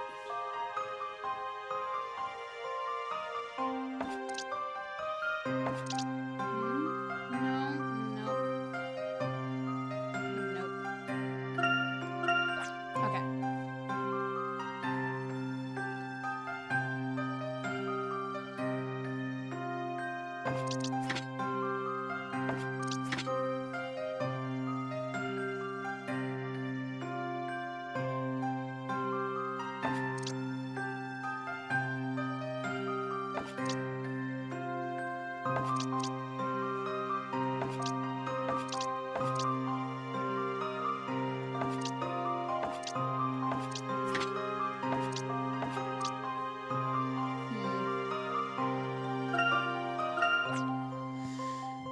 Okay.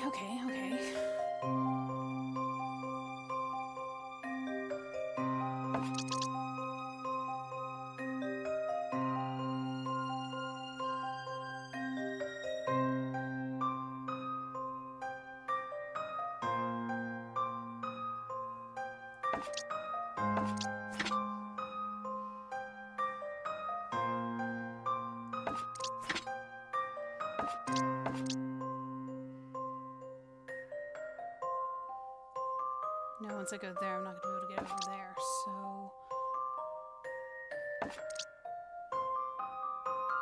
Ugh.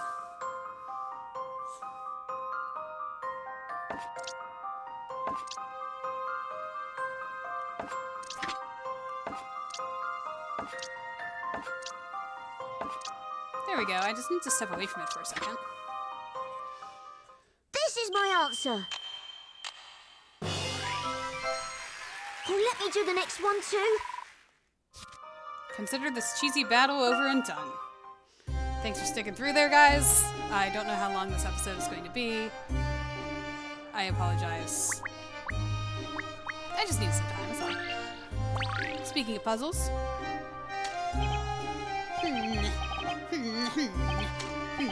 This is not good. It's been 3 days and 3 nights, but still I don't get it. What is it that you don't understand? Whoa! Don't frighten me like that. How long have you been there? We've been here for quite some time now. Well, I suppose I can tell you. See, I've been doing my mind training. This night's a must train, not just physically, but mentally too. Training of the mind. How delightful. As a gentleman, I always endeavor to keep my thinking flexible too. Your comment exceeds confidence. If you're so self-assured, why not try solving this puzzle? This is a chess puzzle based on a brave fight between knights. The trouble is, no matter how hard I try, I can't defeat the Black Knight. Chess puzzle.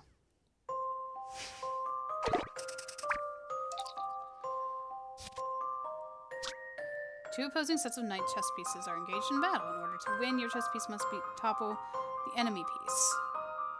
Chess knights move 2 squares forward and 1 square perpendicular on each turn. Your initial direction can be up, down, left, or right. Be careful, the board is full of pits and spaces that move your piece in the direction shown. Red colored spaces are areas to which you can move your knight.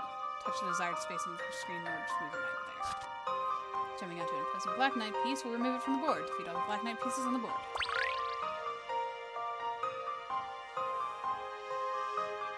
Okay, if I go there... I don't want to go there. Don't go there. Let's go here.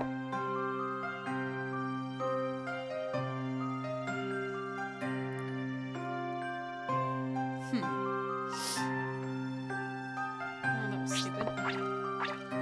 Am I just supposed to topple the,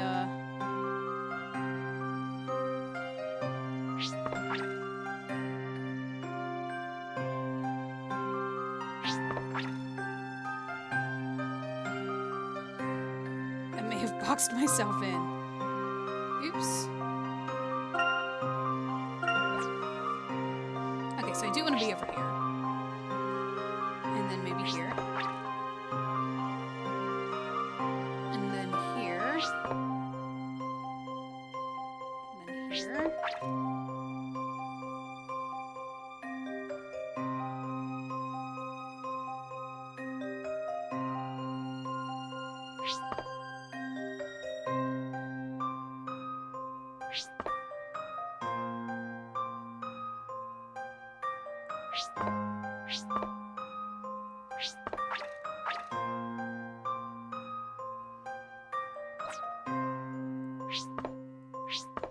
There we go.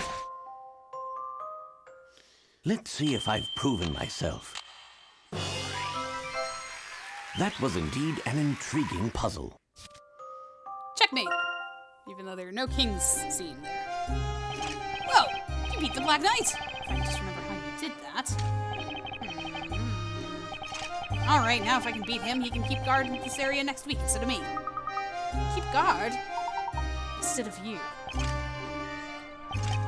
No, it's purely for mind training, believe me. Sounds a little fishy to me.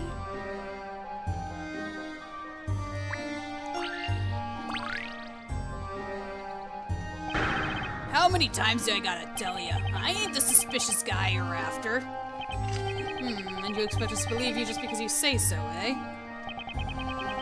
You can save us all the time and trouble here. Just admit the guilt and be done with it. You gotta be kidding me. This is a false accusation. Come on, why won't you listen to me? I admit my face may look a little scary, sure, but I'm telling you straight. My pals are always saying there's no one with a purer heart than good old Cutter. Oh, spare me. We're getting nowhere here. Hey, Knights. Yes, sir. Put this miserable wretch into solitary confinement. Yes, sir, Captain. Wait, what are you doing? I'm innocent. Innocent, I tell you. You seem to have your hands full here. May I ask what happened? Hey, if it isn't you two. Do you mean to tell me you're the ones that the storyteller has summoned? That's us, all right. So you can't go chasing us around the way you did before. Oh, right.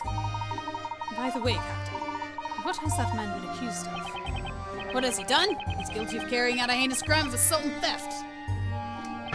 How many times do I gotta say it? It weren't me. It's a false accusation. I'm totally innocent. Silence! Who else could have done it?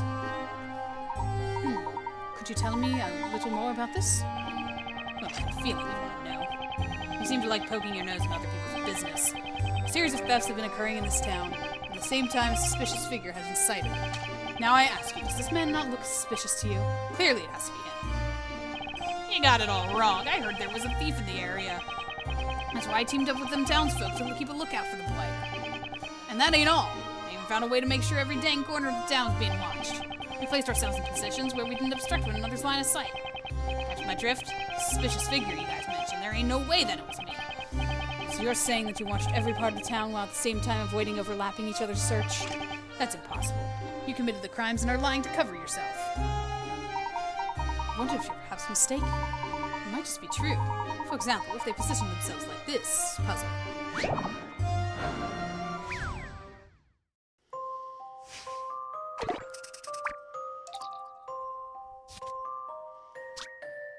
Reports a thief lurking around the town. Townsfolk are in charge of car duty.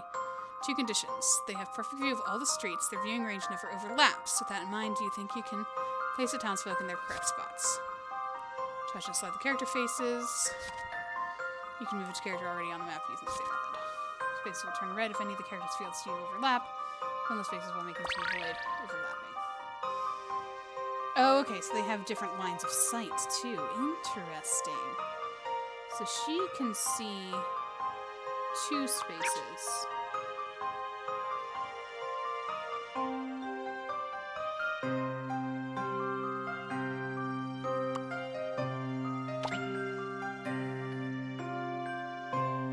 And he can see 3 spaces. We should put him somewhere that's, like, really helpful.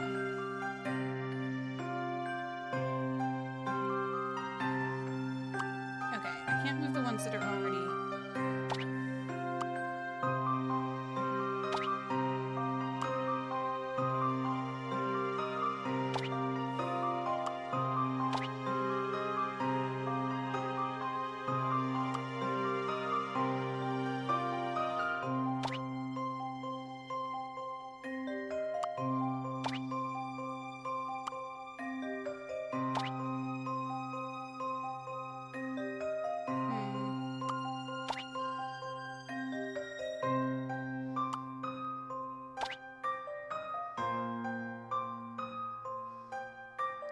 site will not overlap.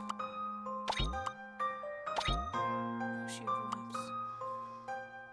Darn. Okay, wait, hold on. Let's bring him over here.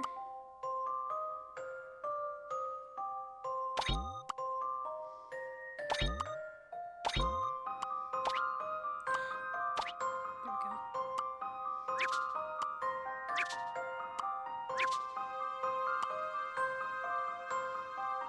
Yeah, that's not helpful. I think it's gonna have to be this lady here.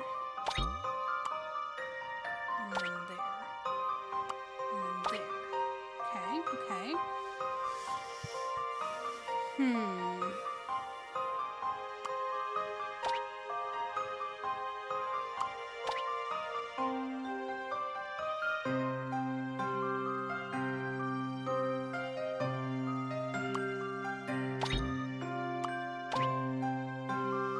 That seems like a waste of his skill.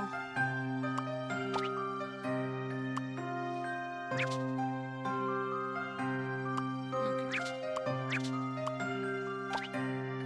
Let's do that.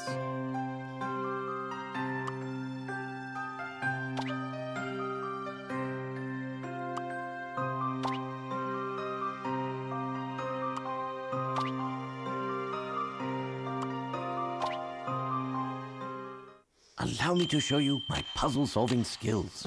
Nice! That was indeed an intriguing puzzle. Turns out the dubious-looking gentleman was telling the truth. Excellent. I would never have guessed such a solution could exist. So do you believe me now? Just tell him the truth.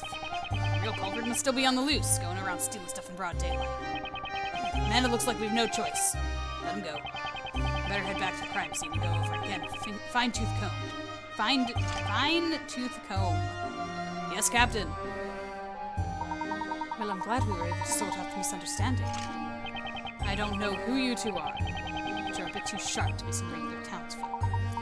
Not at all. We're nothing so special. Just a couple of regular English gentlemen. English, huh? Is that what is that, your title? Well, whatever it may be, it's not normal to be summoned directly by the storyteller himself. It would appear you are indeed something special. Storyteller is in the audience room. I wouldn't keep him waiting for you. As for the audience room, it's in the building at the top of those stairs. That building up there, just as we thought. Thank you. Just mind your manners when in the presence of the storyteller, you hear me? If I hear any sign of trouble, you'll regret it. Alright, jeez, dude. We'll be on our best behavior, so please keep your hand off your sword. You're scaring me. It just goes to show how highly the knights regard the storyteller. Now then, let's move on. Right, let's go, Professor. Alright, I think I found all the hit points here, and I found the secret puzzle. Just double checking. Ooh, there's a hidden puzzle here, too. Why are all the hidden puzzles showing up now? I guess it's gonna be another long one, guys. Storyteller should be in there, right? I'm starting to feel a little nervous. This area's totally deserted. All I can hear is the wind. Looks as if not even the knights are allowed to come up here. He really is treated almost like a god. I wonder what someone like that wants to talk to us about. Indeed. That's what I worry about. What on earth does he want with us? Doesn't seem to be a trap. What if, once you're in, you can't get out? We should proceed with caution. Oh. Well, that was interesting. There's another hidden puzzle. What's this? What is it, Professor? Have a look at this, Luke. There's a puzzle concealed here. In a situation like this, perhaps solving a puzzle might help relieve stress. Or it might give more stress. I think you're right, Professor. It depends on the puzzle. Okay. Rotating room 2. Wait, where's the first one? Did I miss it? Was it one of the ones that went to Riddle? Ghastly figures now haunt the interior of the mysterious mansion, and I have been tasked with ridding the halls of their ilk. If I am to succeed in my mission, I must light all the candles to vanquish these fiends. The room seems to rotate. Use this to your advantage and rotate the room so that I might reach the candles. The candles will light up or extinguish each time the night passes by.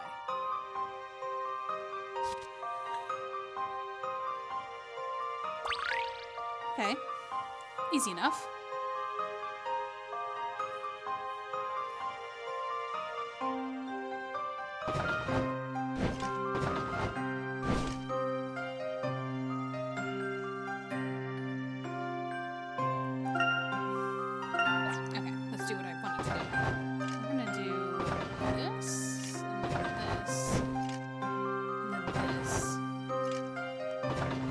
wrong way. Oh, shoot.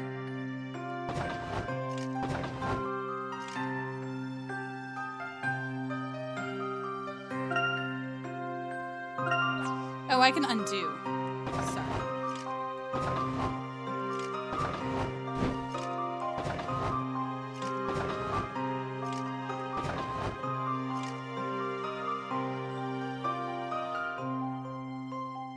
That one's gonna be hard to light.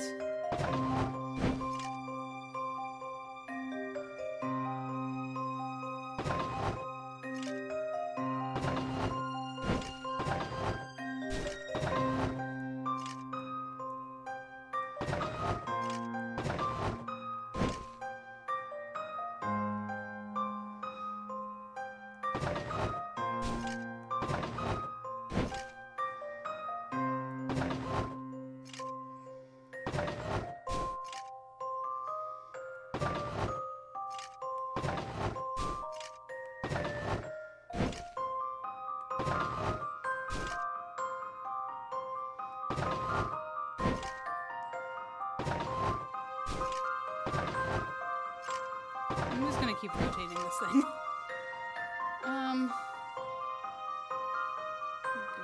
Go this way.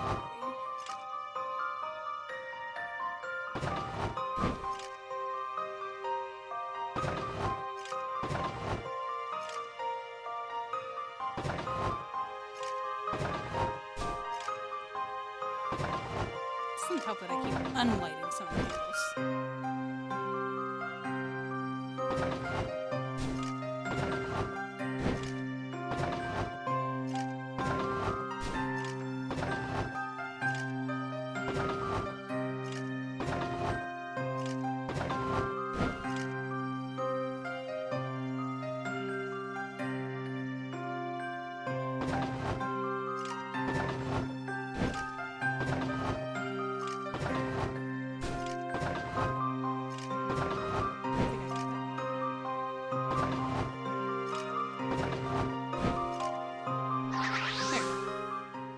I've already seen the answer. Yes, I have. Yes, I just did. Come what may, puzzles are there to be solved. It was quite the dizzying experience. Amazing what low light can do for the atmosphere of the room. Those candle makers, man. Really making the money. That's 2.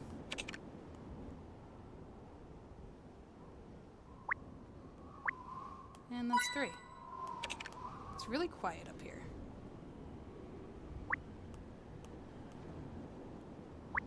It says open the door, so I'm assuming that's my thing to do. Oh. I can make out the outline of a tall building in the fog. This could be the tower the knights spoke of. It could rival a skyscraper.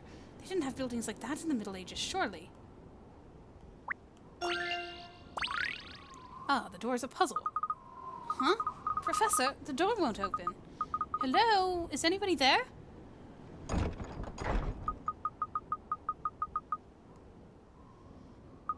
No reply. It appears there's no keyhole. This is no ordinary lock mechanism. Inviting someone to visit you only to lock them out? That's a bit rude. Just a moment, Luke. If you look closely, you'll see there's a puzzle built in there. I believe this may be a test, Luke. A test to determine whether we qualify for an audience with the storyteller or not. That's a bit off, isn't it?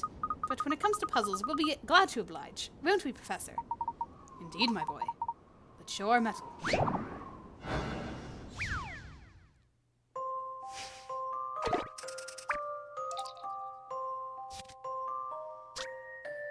Panel of numbers. The numbers range between 1 and 6. Touching the buttons on the touchscreen will increase and decrease the numbers. Arrange the numbers to read 3333. Do you think you can do it in only 4 turns?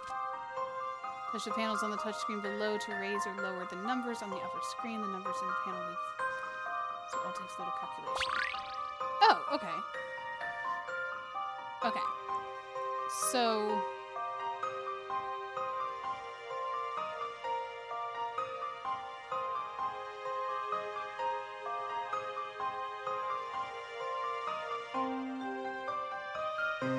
that'll bring it up to 4, and that'll bring that up to 1.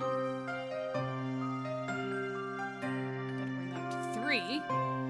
And that down to... okay.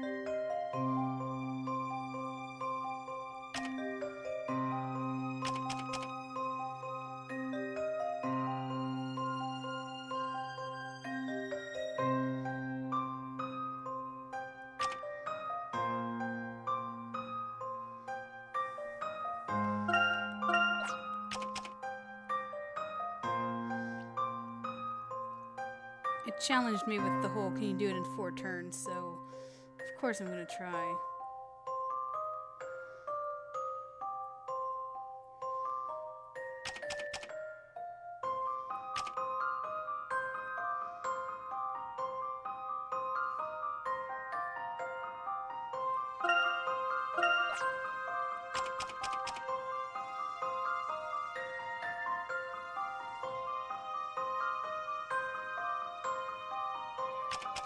Two, 3, 4. I've already seen the answer. Come what may, puzzles are there to be solved. That's right, just hitting the buttons in the random until you end up with a solution can also be fun. It looks like the game's over. We did it, Professor! That should open the door. Oh, thank you for talking for me, Luke. It would seem that we have proven ourselves worthy. Labyrinthia's creator is waiting for us inside. The creator of this town. I wonder what he intends to say. Are you all right, Luke? I imagine you must be a little nervous. Who, me? Well, to be honest, I suppose I am, just a little. But don't worry, Professor. I can do this. Let's go. Let's meet the storyteller. Very well. Muster your courage. We're going in. I have a feeling Right you are, Professor. that Luke is always talking about how he's not a little kid in these games. I have a feeling that's probably his part of his thing.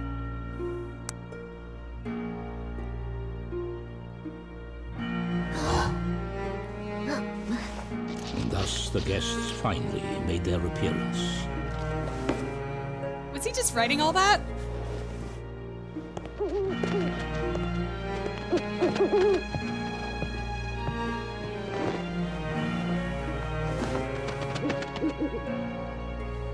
I bid you welcome to Labyrinthia, the town governed by stories.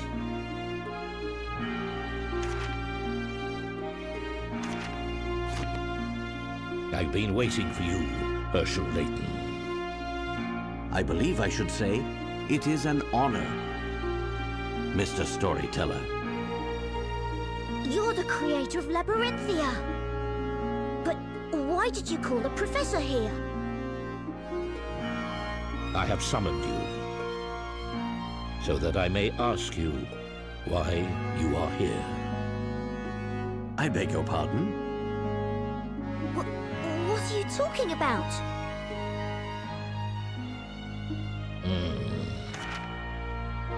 In writing the story, I provide everything, and in turn, take everything away.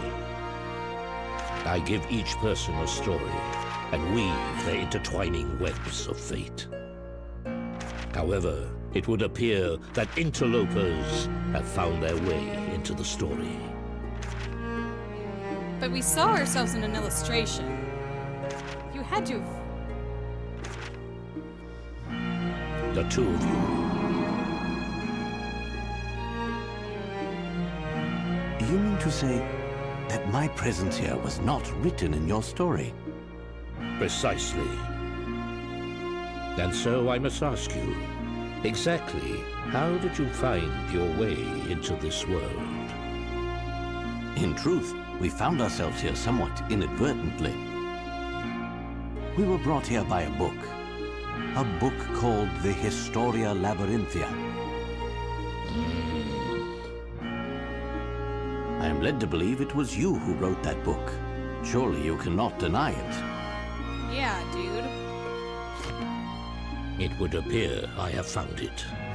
The source of the corruption within my story. Corruption? In other words, you consider our presence to be a hindrance to your story. Is that correct? Not only you. There was another man who tried to change the course of my story. Mr. Wright. Ah, You mean Carmina Accidenti? Oh, or him. He could also be it. Carmine, So, there is a connection between him and the two of you after all. What about Phoenix? Oops. Your presence here is, shall I say, a slight inconvenience. The story of Labyrinthia is about to take a turn towards its grand finale. Finale? Grand finale? Like, the end of the world. Indeed, a conclusion that requires a climax of epic proportions. The identity of the Great Witch Bezella is made public. She is tried in the court and finally destroyed. At last, peace will be restored to the town. The final scenario is close at hand. The identity of the Great Witch? Do you mean... Ah,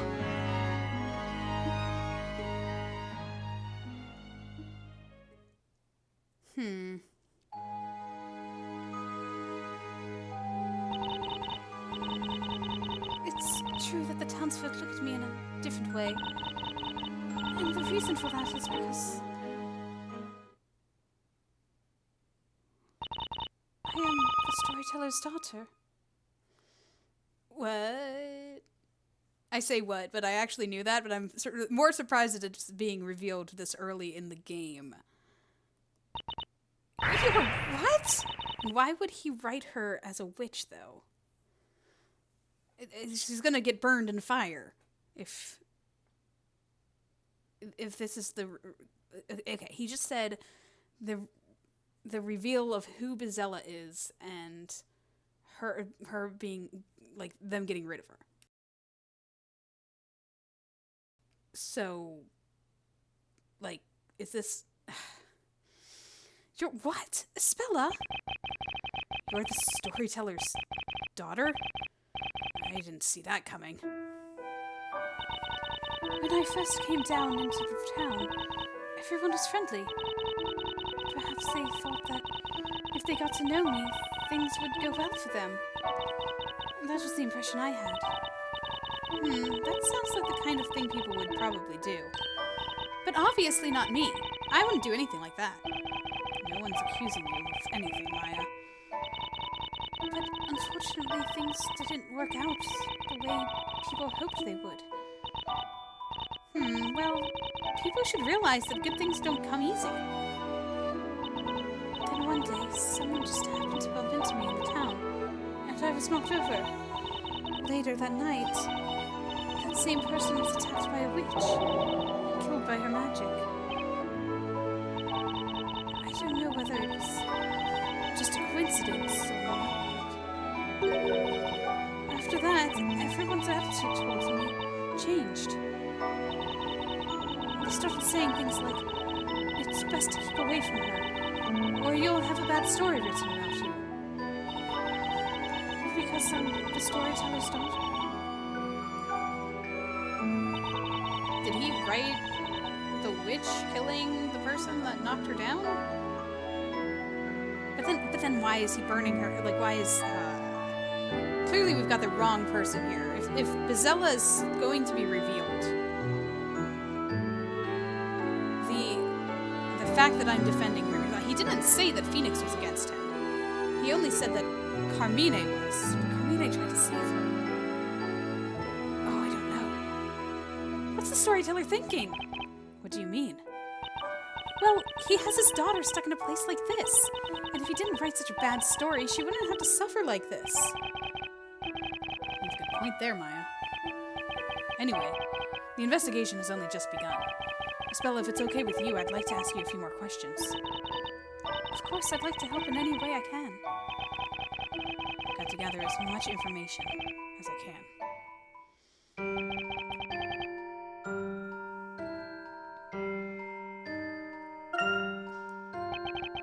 This might be difficult for you to answer. Wow, why did I make him have an accent? But why are you not living with the storyteller? I mean, with your father. I did live with him before. We lived together on the edge of the town. In the storyteller's tower. The storyteller's tower. When I I was little, he was very kind and always listened to what I had to say. But then, at some point or another, he started to become distant. If you think about it, I guess it's only natural. Because he had to write the story for every single person in the town. Spella, as he became busier and busier, I was left alone in the tower. And that's the reason I decided to leave home with Eve and live in the town. I stayed with Aunt Patty and helped out at the bakery. Now you two are at the shop too. But my dad... What's the deal with the storyteller? I can't believe he read a story where his own daughter is the Great Witch Bezella. Exactly! Exactly! Maybe the professor will be able to find out the storyteller's true motives.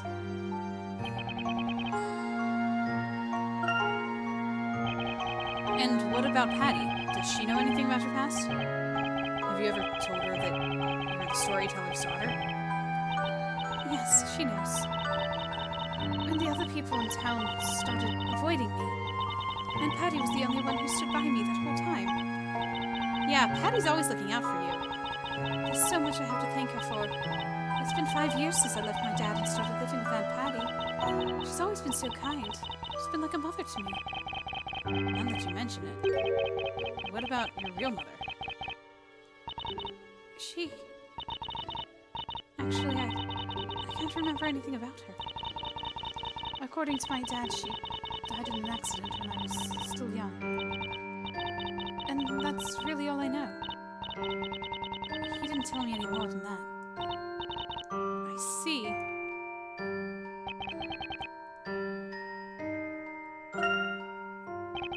Spella, we believe in you. There's no way you can be the Great Witch Bezella. That's right! That's why we'll find the real Great Witch. The real Great Witch? The Great Witch is only a character of legend. How could you possibly find her? Well, admittedly, at the moment we have no real leads. Actually, to be honest, we know next to nothing about Labyrinthia.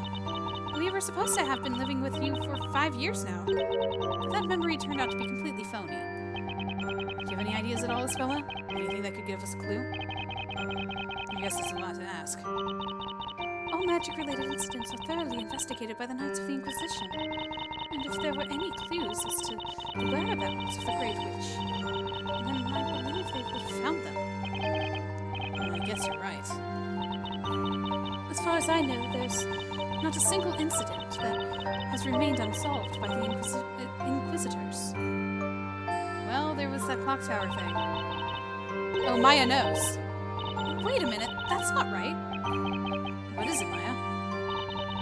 The part about there being no unsolved incidents? What? Last night, me and Luke ran into High Inquisitor Darklaw. What? Oh, sorry, that's Phoenix. Wait, what? You saw High Inquisitor Darklaw? Yep. She said that she was investigating some kind of incident with magic. She said that it took place 3 months ago, I think. Apparently, it's the only incident that has remained unsolved. An unsolved incident. Oh! Now that you mention it, I remember hearing rumors about such a case. The only magic incident in Labyrinthia to remain unsolved, huh? Spella, about that incident. Could you tell us about it in more detail? I'll have to ask you to stop right there, Defender. Visiting time is up. You're to leave immediately. No, wait! We just got to the good part! Mr. Wright, Maya, I really don't know much about that incident. But perhaps you could try asking an Inquisitor about it? Okay, Spella. Thanks for the help. Alright, we'll see you again real soon. Keep your spirits up, Spella. Thank you. Take care, both of you.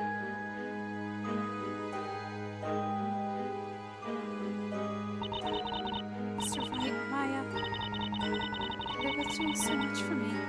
I wonder if there's anything I could do for both of them in return. The Great Witch Witch Bezella. Until now, I hadn't given it much thought.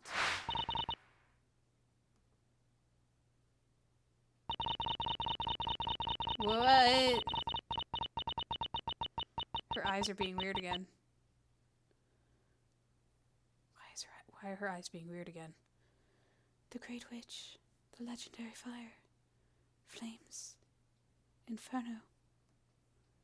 Oh my, what is this? My head hurts.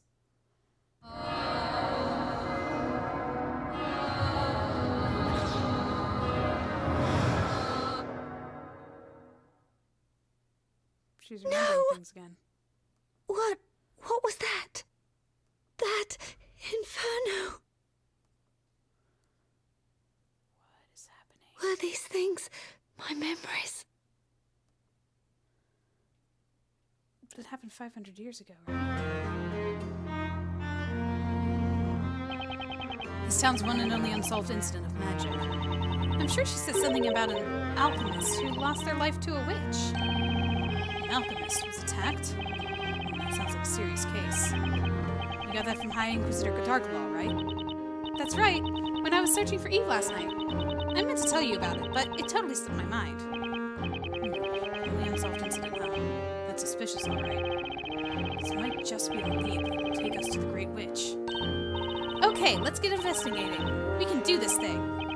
Yeah, so, I guess first we should check out the Inquisitor's Hall, right? We might just learn something. Sure, let's get going. On the other hand, we just learn how unwelcome we are. Hey, come on, Nick! Enough of that wishy-washy attitude. I didn't even say anything. Yes, but characters here can read your minds, remember?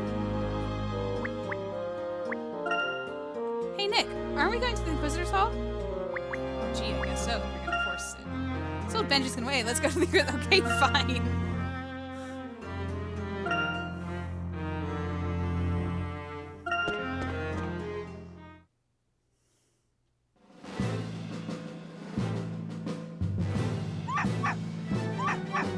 Uh-oh. Luke's not here to translate. Wait a minute, that aggressive bark. Please tell me that isn't...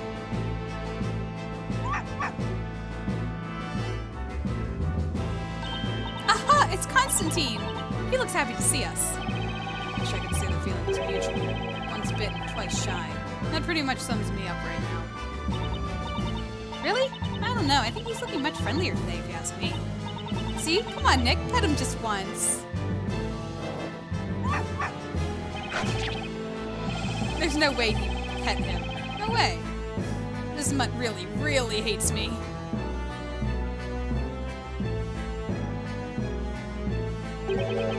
Well, just Sir Blue Knight. Exactly what are you doing over there on all fours? Oh, Inquisitor Barnum. Glad to see you again. Actually, there's something we'd like to ask you about. Come on, Nick. Stand up already. I'd like to meet that mutt's owner. Face to face. How foolish. Constantine happens to be mine. True knight's companion he is. He needn't waste time sinking his teeth into the likes of you. I had a hunch. So Constantine really is your dog, huh? You gotta admire the nerve of this guy. He just sits back and lets his dog bite people. Me. Never mind that. What is it that you want to talk about? Just make it quick, Sir Blue Knight. So your Inquisitors are the ones who investigate incidents of magic in this town, aren't you? Yes, of course. If you don't mind, we'd like to ask you about that unsolved incident with magic. There's one thing you must never forget. The Knights of the Inquisition excel at their work. Right. All incidents of magic perpetrated by the witches are dealt with by the Inquisitors. Without exception. Spoken with that usual calm and collected air of confidence. That's interesting. You see, we heard differently. Apparently, there's one particular incident that still remains unsolved. Something about an alchemist being murdered? Ring any bells? What? Who did you get that information from? The High Inquisitor of Darklaw.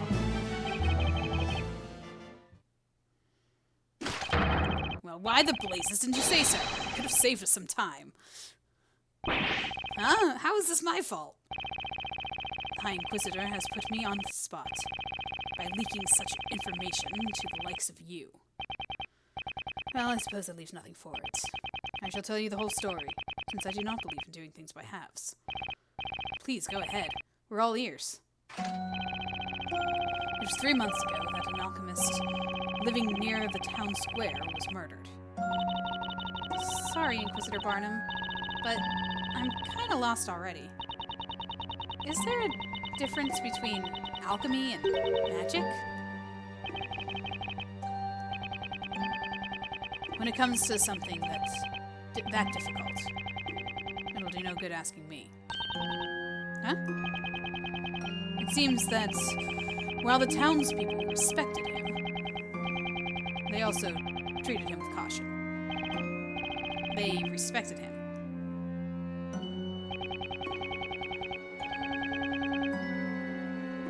Interesting, we have a silhouette. I wasn't expecting that. He used his skills to make medical concoctions and acted much like a physician. The efficacy of his cures was almost like magic.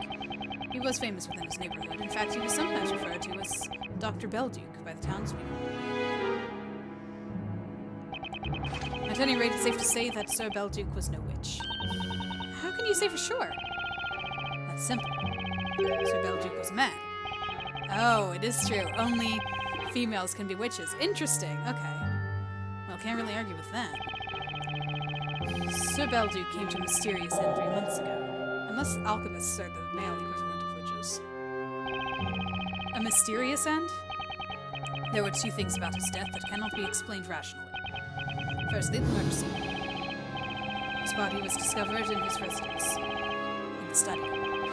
His room was locked. There was no conceivable way the crime could have been committed except by witchcraft. Isn't that what people call a locked room mystery? A what? Oh, it's nothing really. So, what was the other mysterious thing? Secondly, until then, all incidents involving witches had been foretold in the story. Foretold in the story? In other words, predicted by the storyteller. However, the murder of Sir Belduke did not appear in the story. Huh. Such a thing had never occurred before. Wait, was this a real murder despite the story? So not only was this the only unsolved incident in Labyrinthia's history, but it was also the only incident not to be predicted by the storyteller. This definitely sounds worth investigating. You certainly are an interesting one, Sir Blue Knight. Huh? You really think you can solve this incident alone, when the Knights of the Inquisition have been working on it for 3 months? Well, we have logic on our side. I must say, that's some confidence. We won't know unless we try. We may risk becoming the target of some terrifying witch's vengeance. I'm hoping that was a joke. Well, I suppose you may as well take a look. Who knows, you may even find something. Sir Belduke's residence is just beyond the town square. Ask anyone around there, they'll soon point you in the right direction. Thank you, Inquisitor Barnum. Sir Blue Knight, I believe our courtroom battles are far from over. Till we meet again in court. I'll see you then, Inquisitor.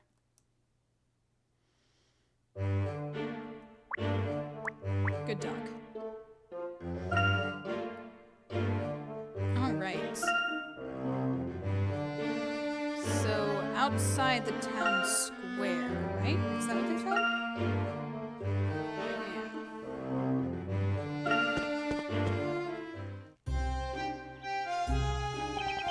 Well, we've reached the square, but I wonder where the alchemist's residence is.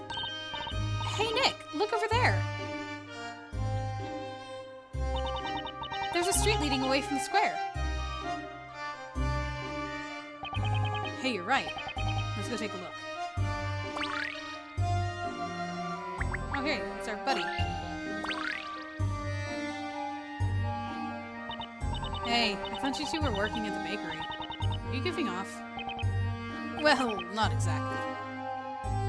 Actually, we thought we'd give up the baking and try our hands at something else. Is that so? Sounds like a good idea. Your bread did taste a little unusual, by the way. What? You mean our bread wasn't delicious? That's strange. I mean, we used so much butter. We needed that dough so hard. Just my opinion, mind. I prefer bread a little more fluffy and light. Oh, really? Just how fluffy and light are we talking here? Well, maybe about as fluffy and light as in this puzzle. Oh. Another bread puzzle. Oh, no, it's... It's another cloud maze. Oh, it's harder. Navigate Maya to help her find Phoenix, jumping in the holes clouds. Okay. Alright, let's do it.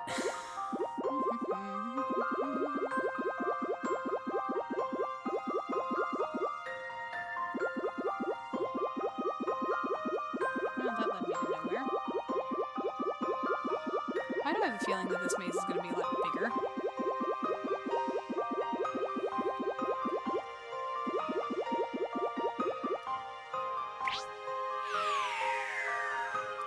Go right.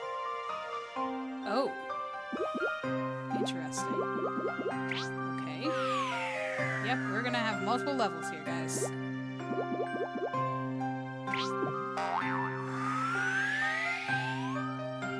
We're just gonna jump all over the place. Oh, I see. Okay.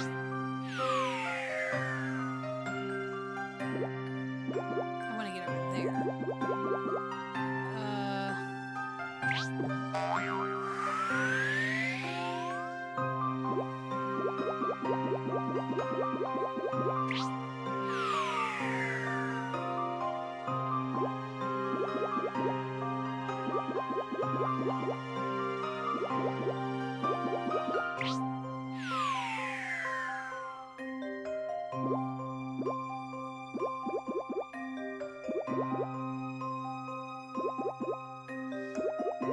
Okay, they're all the same color except for this guy, so I'm gonna guess that this is the right way.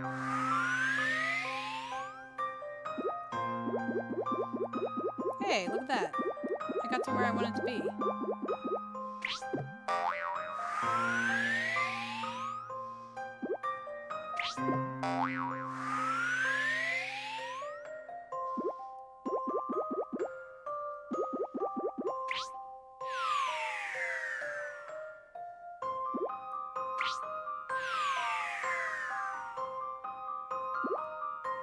I might actually make it. Hey! Yay, happiness. Let's give this answer a try. I love All the in a day's animations. work for Maya Fey, Ace Assistant. Her voice actor is really cool. It sounds good for her. I love her little animations for solving the puzzles. I hope that we get to see Phoenix do one. That was quite the dizzying experience. Yes. It wasn't too bad, though. Wow, impressive work. I really didn't expect you to solve that. Actually, I thought the same thing, too. Well, I knew I could do it. So what were you out-of-work bakers doing hanging around here anyway? We're investigating an incident involving the alchemist. Do you know anything about it? Surely the Knights of the Inquisition are the ones you should ask. They could tell you a lot more than I can. You might be right about that. Even so, it's a right shame someone like him could get murdered. I often went to him myself to get medicine. He was always friendly and understanding. Seems like Sir Belgic was a good man, at least from what we've heard so far. Let's hope they manage to solve this case soon.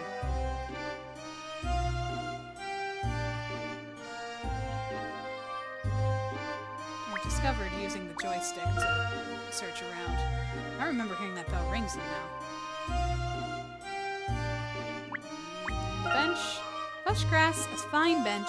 Should I get my picnic set out? Do you have it on hand? Do you carry it with you? Okay, this move thing is flashing at me. To the alchemist's house. That's actually what it's called, too. So this is Sir Belduke's residence. It definitely looks like an alchemist's house. I've never seen plants like these before. So what do we do now? Just because the owner's deceased, we can't exactly go barging in. But have you noticed just how well kept this yard is? It looks like someone's still living here. Someone has definitely been doing the upkeep around here. That's for sure. Hey, who's that over there? Oh, there's a person. Alright, let's search around first. It's a strange place to put a vase. It seems to serve the same purpose as a mailbox. There are letters sticking out of it. I'd normally call that weird, but since it's the alchemist's house, it's sort of fitting. Some plant is growing in that vase, too. I wonder if it's intentional.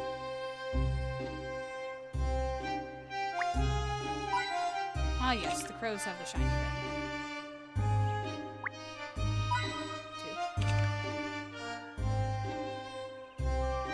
Not much to look at, is there?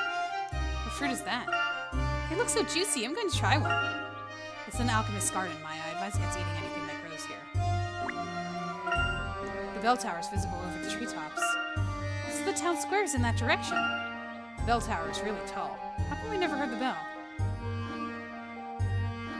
Is it broken? Oh, there it is. 3. Alright, let's talk to this guy. My sincere apologies. I'm afraid medicaments are no longer being provided here. Huh? Did you not come here for medicaments of some kind? No, we didn't come here for that. We're here to investigate the incident. The one involving Sir Belduke. Forgive me if I'm mistaken, but you do not look like members of the Knights of the Inquisition. I'm Phoenix Wright, attorney at law. And you? I'm guessing you live here? Indeed. My name is Jean Greyo. I was the butler to the late Master Belduke. Wow, a butler! This must be my first time meeting a real one. Well, Mr. Greyo, if you don't mind, I've been told the incident involving your master was shrouded in mystery. Has it got something to do with the Great Witch Bezella? We're trying to investigate that at the moment. The Great Witch Bezella. Am I right in supposing that you are defending Espella Cantabella? Well, actually, yes, we are. So you know Espella, do you? That goes without saying.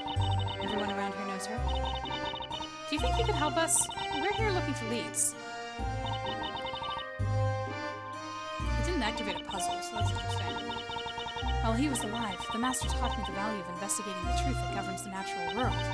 If you too are investigating the truth, then it would be against his teachings for me to not cooperate with you. Would you both like to come in? We can discuss the matter further inside. That would be great. Thank you, Mr. Greyo. Whoa, spoken like a true butler. He's a pretty cool guy, isn't he, Nick? He looks very young. To be a butler. What is this room? This is the room that Master Belduke kindly provided as my accommodation. So, is this the room where the incident took place? That would be the Master's study. It's the room right next door. However, the state of the room has been carefully preserved since the incident 3 months ago. As such, entry into the room is not currently permitted. Really? Bummer. Is that by order of the Knights of the Inquisition? By any chance? Yes, and as I have lived with Masters since an early age, they also decided it would be only fitting for me to stay on and keep the place in order. So you've been looking after the place ever since Sir Belduke passed away? Yes, that's correct. Now then, is there anything further you wish to discuss? Yes, so many things.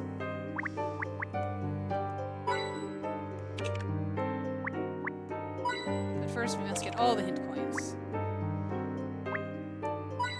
There's all the hint coins. Okay. The town is over there. It's the opposite direction from the bell tower. A pretty view like this makes you forget all about the witches and murders. Books and documents are all neatly placed on the shelves. Grey Earl is a very tidy person. Maybe Jean could teach me some alchemy and you how to keep your desk tidy, Nick. Is that a minibar? What's inside all those bottles? Maya, don't drink it. Who knows what strange mixtures the alchemist kept in those bottles? house. Oh, what's going on here?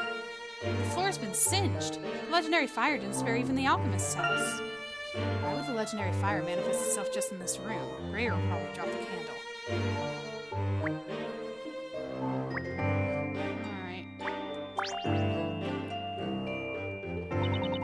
As I mentioned a moment ago, I know very little about this matter.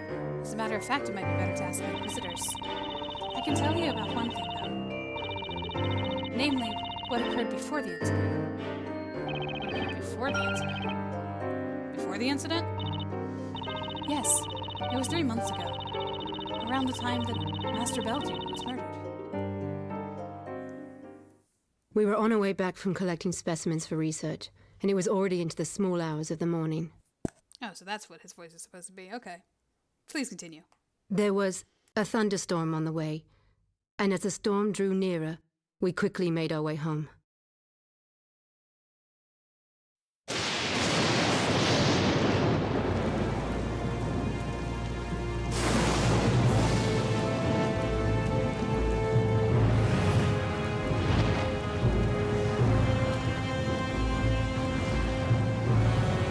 Did that lightning strike just create the bell tower?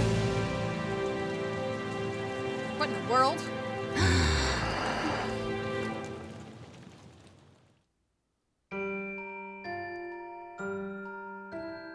Anyone would have been surprised at what we saw. But Master Belduke, well, how can I put this? He reacted in a most peculiar way. Unlike others who saw it, he seemed unsettled, as if he was truly afraid of something.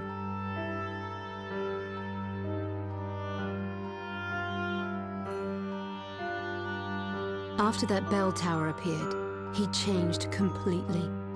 Master Belduke became a different man. In what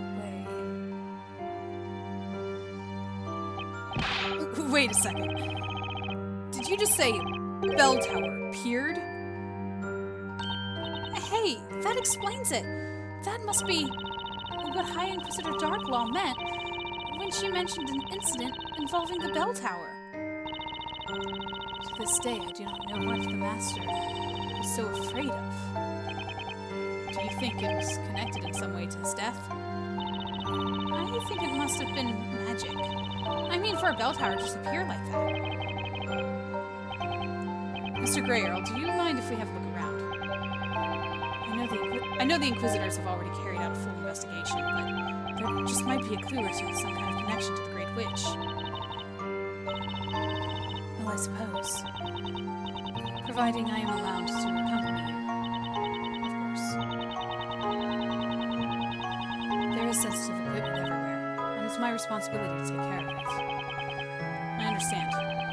But be careful.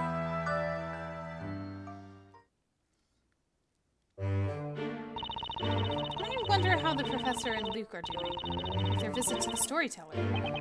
Yeah, I've been wondering about that too. A chance to meet Labyrinthia's creator. Let's just hope they don't upset the guy and have some terrible plot twist written about them. That'd only happen if it was you that visited the storyteller, Nick. The Professor would never let anything like that happen. I've got a feeling they'll come back with some pretty useful leads. We have to do our best too, Nick. Let's keep up our side of the investigation. You got it, Maya. We're all in this together. Come on, let's see what we can find. That's the spirit! And transition back to the Professor and Luke. Ah, the bell tower is a mystery, yes. According to Grey Earl, Sir Belduke's butler, the bell tower appeared mysteriously after lightning struck one evening. For some reason, Sir Belduke became seriously agitated upon its appearance. The bell tower in the town square is under continuous guard. Could this be related in some way to the death of the alchemist?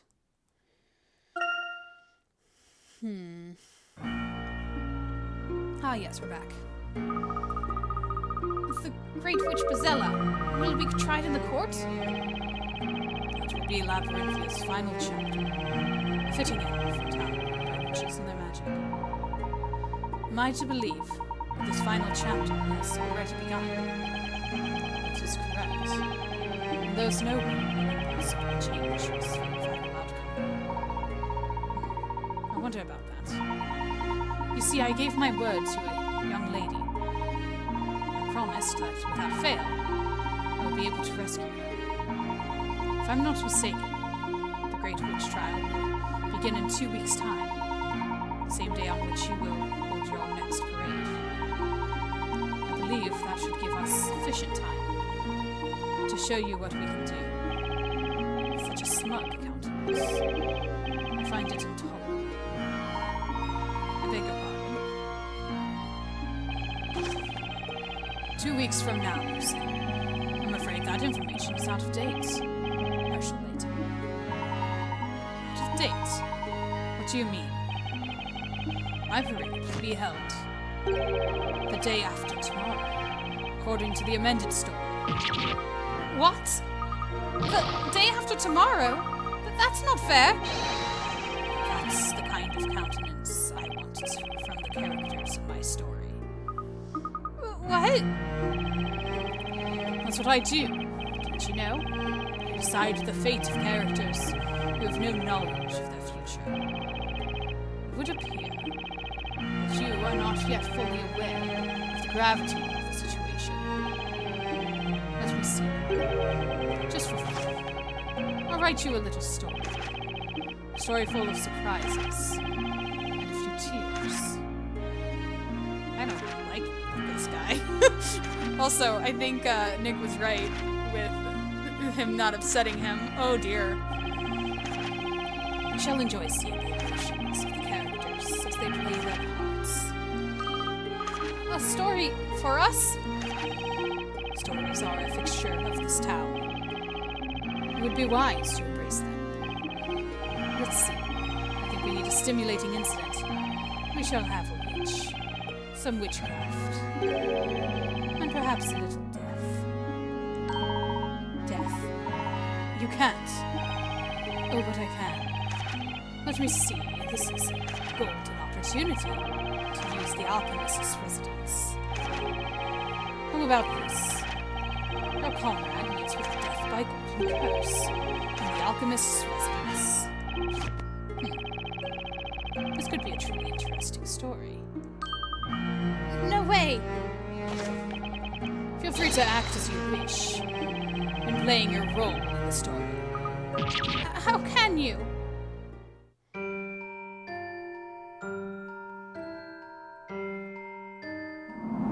The beginning of a new tragedy or farce. The victim of a golden curse lies in the dwelling of a user of false alchemy. A man from afar falls to a golden curse, and a woman from afar cries out in grief. The woman is captured, her dark trial begins. The fiery pit will cleanse all her sins. Is that supposed to rhyme? Oh, I don't like that. A man from afar falls to a golden curse, and a woman from afar cries out in grief. This must be referring to Maya and Mr. Wright. If we don't do something, Mr. Wright and Miss Fay will be in danger. There's no time to lose, Luke. Let's go and find them. Right you are, Professor. The story is already written. And no matter what you do, you will not change the results. I do not agree. What we do next can change the future in any number of ways. I'm sure that's what you want to believe. In fact, a naive outburst like that could be a poignant plot point. Please be my guest. Your words may help to raise the tension and bring a little excitement to my story. You monster! Luke, now is not the time. We need to help Mr. Wright and Maya. Okay, let's go, Professor. Better hurry. A friend's death added to items. Oh, thanks. Thank you. Thank you, game. That's fantastic. Oh, boy.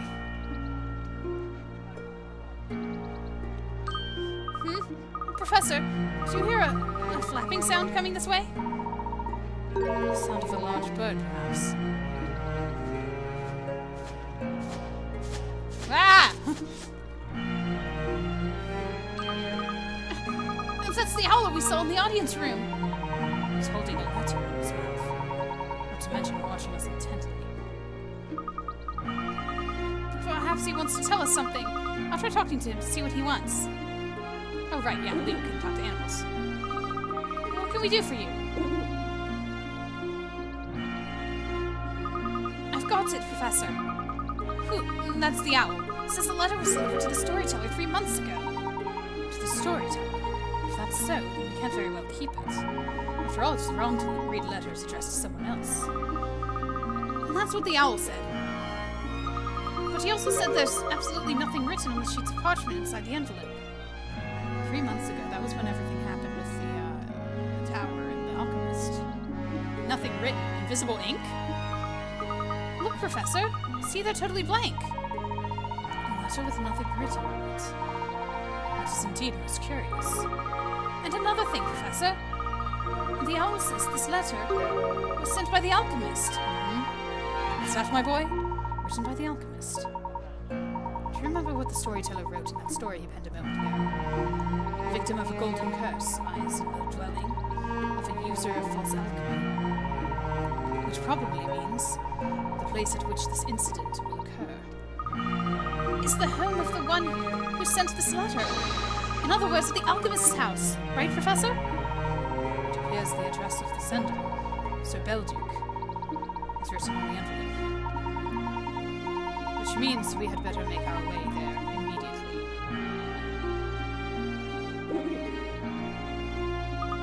Thanks, Mr. Hoot.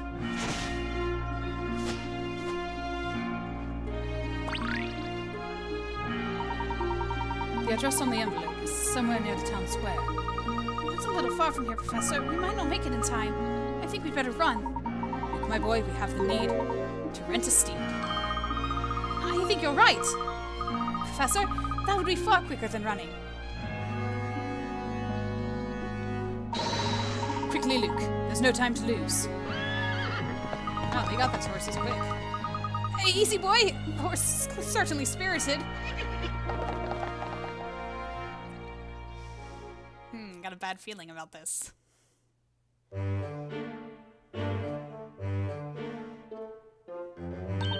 Say, Nick, have you noticed how the color of that wall is different from all the other walls in the room?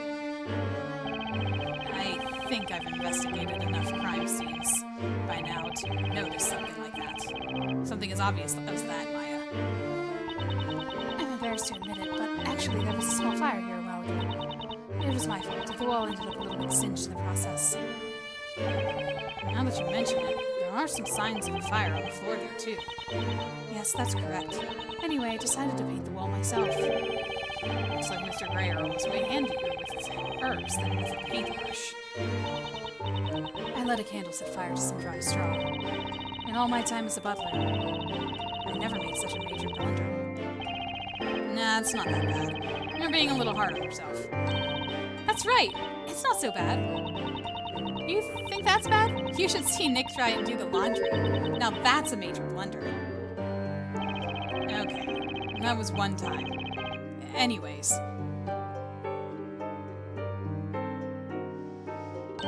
Let's go check out Mr. Belduke's study.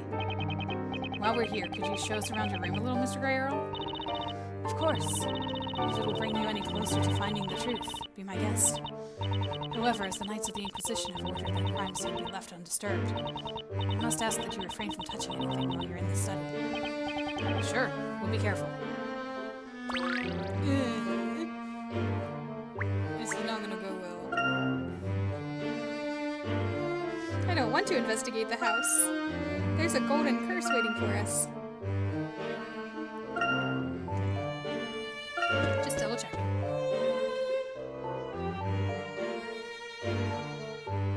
Oh, I should be checking in each spot for the hidden puzzles. Hey, look, Nick! They're on the floor! It's one of those whatchamacallits. You know, a crop circle, right? That's an alchemist circle, Maya. We're not in a wheat field. I'm sorry to repeat myself, but please be sure not to touch anything. You heard him, Maya. That means keep your hands to yourself. No problem. I'll just do the touching with my eyes. With your eyes. Look with your eyes, not with your hands. Okay. the magic circle. It's neatly drawn and sure looks magical. I guess that's the kind of stuff you're into, being a spirit medium. Fair enough. Hit coin. Ah, the joy of hit coins never cease. Despite all the panic that I'm going to have for this golden curse. The cabinet might have contained the alchemist's research materials, but it's been emptied. Only some junk's been left behind. Oh, that seems okay. Oh, there's the third one. Perfect. What's going on here? It looks like a load of white powder has been scattered around the desk. About this white powder. Has it been here since the incident? That's right. It was just like this when I entered the room on the morning following the incident. I've left it this way ever since. Is it covering something important? I guess someone must have dropped a container full of some medicine. Please try not to walk in it. You may leave footprints. Now that you said it, all I want to do is leave little footprints all over the place. It'll be like Maya was here. Maya, behave yourself, would you? Okay. Curiously shaped implement. No idea what it's used for. This could be a device for turning bread into gold. Don't remind me of the gold.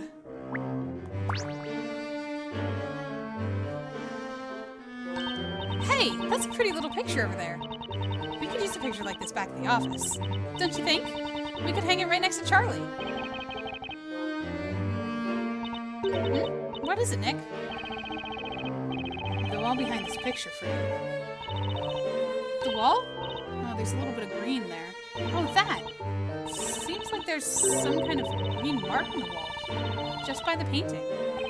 I wonder if there's something hidden behind this painting. Hey, Nick, look at this! The wall behind the painting. It's painted green. Is there a problem? No problem.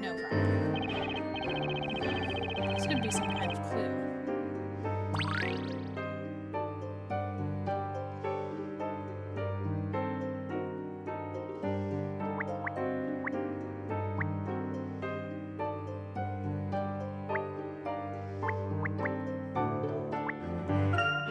That's the globe of the night sky. The alchemist was also an astronomer. Maybe he was into astrology? The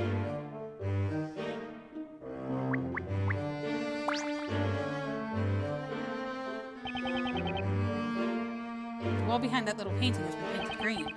This could be some kind of clue. Okay. Why aren't we telling Grey Earl about that? It's really weird.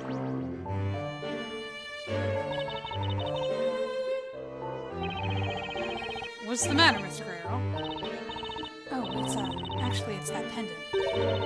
I must say, I find it fascinating. Oh, you mean this old thing? It's called a magatama. Magatama. Yep. You could say it's kind of like my source of power, I guess. I understand. Stones are often charged with energy, after all. The pendant you're wearing is pretty neat, too. It's such a mysterious color. Oh, this? It's an amethyst. Master Belduke asked me to wear it. An amethyst? The amethyst brings about good vibrations. I just got a song stuck in my head, hold on. In an alchemy sense. Mr. Grey Earl? I'm sorry. I was just remembering Master Belduke. He gave me the stone and accepted me as his assistant. But now, Master, such is the order of the natural world. Seems like Grey Earl really misses him. He must have really respected Sir Belduke. Poor guy. Everything is all frozen. Oh, here we go, okay. Well, I think we just about investigated everything we can for now. But we didn't find any leads on the Great Witch. Oh, Mr. Grey Earl. Yes, what is it? Is there anywhere else you can think of where we might find more clues? Let me see. Well, there's a cellar under the study. That's where the master kept his research materials. A cellar? Under this room? Yes. There's a trapdoor in the floor, leading down to the cellar. A room containing Belgique's research materials. If you don't mind, I'd like to have a quick look at it. At that room. I see, very well. If you'll please just wait a moment.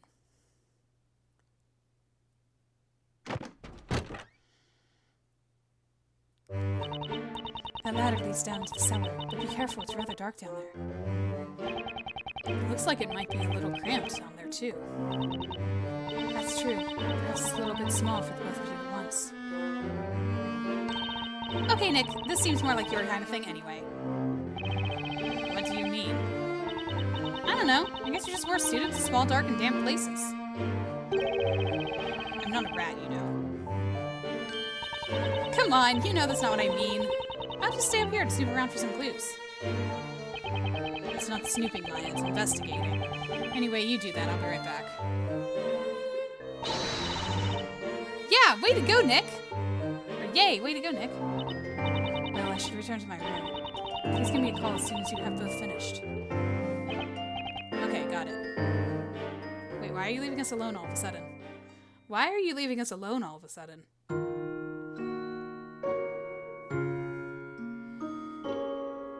What? Ugh, it's a little chilly down here. It doesn't look like it's been used much.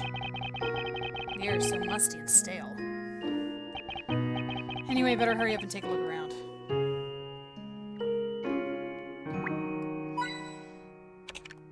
I must find all the hint coins before I see anything else. Just in case something initiates the story. Plenty of sketches and drawings, nothing useful for us. Looks like Sir Belduke studied alchemy here, too. I don't see anything medicine-like, but there sure is a lot of equipment. This desk is pretty messy. Not a speck of dust, though. I guess Greyarl must be keeping it clean. There's a wooden box by the desk, filled with all kinds of junk. A doll is peeping out the box. I wonder if it was left by a little girl who was one of the doctor's patients.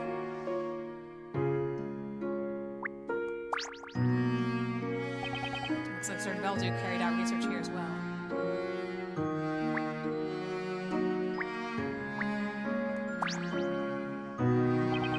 Okay.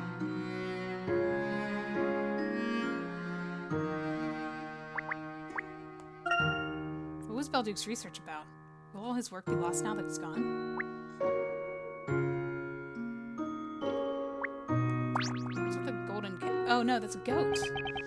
Looks like a sculpture of a goat, I think. Something about it gives me the creeps. Wait a second. Is this thing is completely made of gold. Could this be the result of alchemy? I guess in this town anything is possible. If Maya were here, she'd break her back trying to take that goat away with her.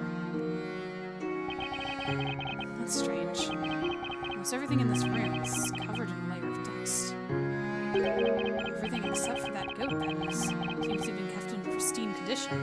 And the desk. I thought you said it was had no dust. The poor potted plants are starting to wither. I'm going to get some water for them. No, don't touch don't touch anything. Something crime scene something. What's this, a map? Okay.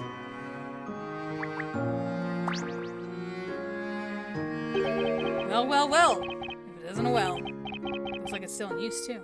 I'm guessing you need quite a bit of clean water for alchemy. Come to think of it, I haven't noticed any plumbing here in Labyrinthia.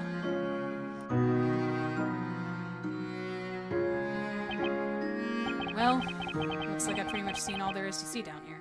The room doesn't seem to have been used much, and there's nothing I can see that might provide a lead. If I stay here any longer, I might just end up covered in dust myself. Not to mention standing here sighing is kind of clogging up my lungs. Maybe it's time I head back upstairs. should probably see how Maya's doing.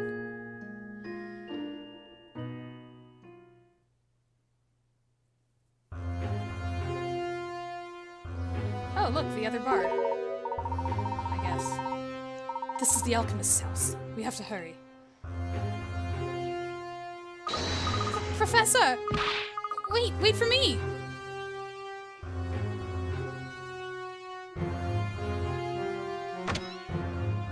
Miss Fey, Oh, voice acting is done for me. Okay, cool. I can just react then. Hi, Professor. What's up? You look flushed. where's Mr. Wright? Have you seen him? Oh, Nick. He's just down in the basement doing some investigating. He should be back up soon. So how did it go? Did you get to see the storyteller? Please, get Mr. Wright immediately. It's safer if we're all together in one place. I'll explain later. Just hurry. Huh? As things stand, Mr. Wright is in serious danger. Nick's in danger? What do you mean? I have reason to believe that a witch will appear here soon. Was that sound effect for his words, or did it happen during his words? Oh dear. Oh?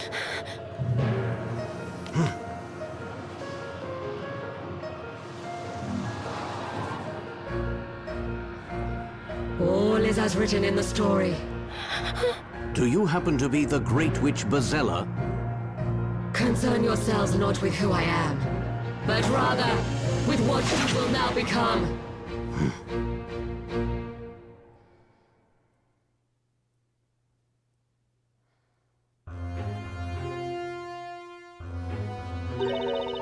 Oh, dearie me, what was the matter, child? You look positively flustered. Sir Belduke is no longer resident here. You need to go elsewhere for your medicaments. I know that! Let me through! It's a matter of life and death! Oh, his name's Birdley.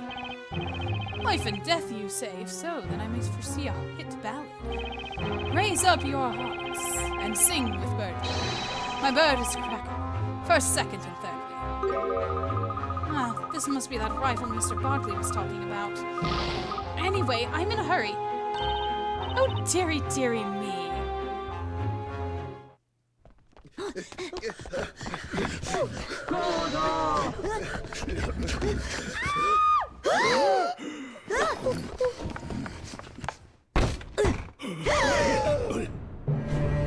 Dearie me.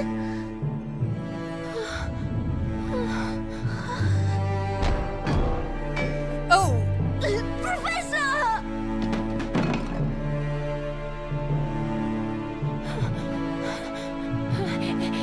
It wasn't me! Huh? What the?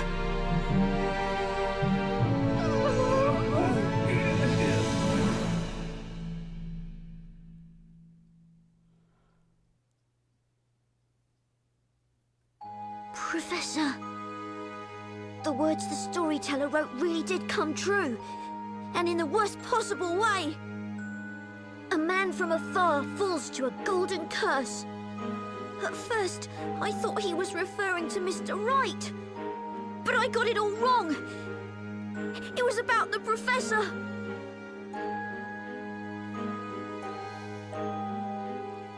And that's the other part that I remembered from this game, was that Professor Layton was turned to gold. I did not remember it being Maya's accusation, though, but as per must be done, every single game that Maya is in, she must be accused of something. So I guess we're going to have to defend her about this, because we saw what happened. We know that Maya is innocent. Clearly it wasn't her. Unfortunately, Phoenix didn't see it. I don't know how he didn't hear all of that going on above him. But yeah, as soon as they said golden curse, I was like, oh, this is the moment. This is the moment that he turns into gold. Cool. Awesome. Totally forgot about all the alchemist stuff, too. But yeah, that is the other thing that I remember. So, Espella being the storyteller's daughter, and Professor Layton being turned to gold. both of those things have been revealed and happened.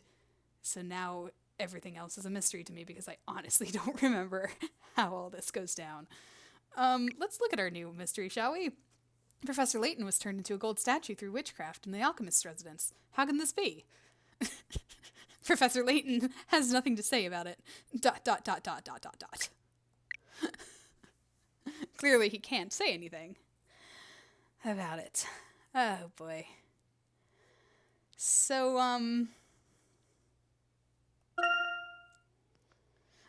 yeah.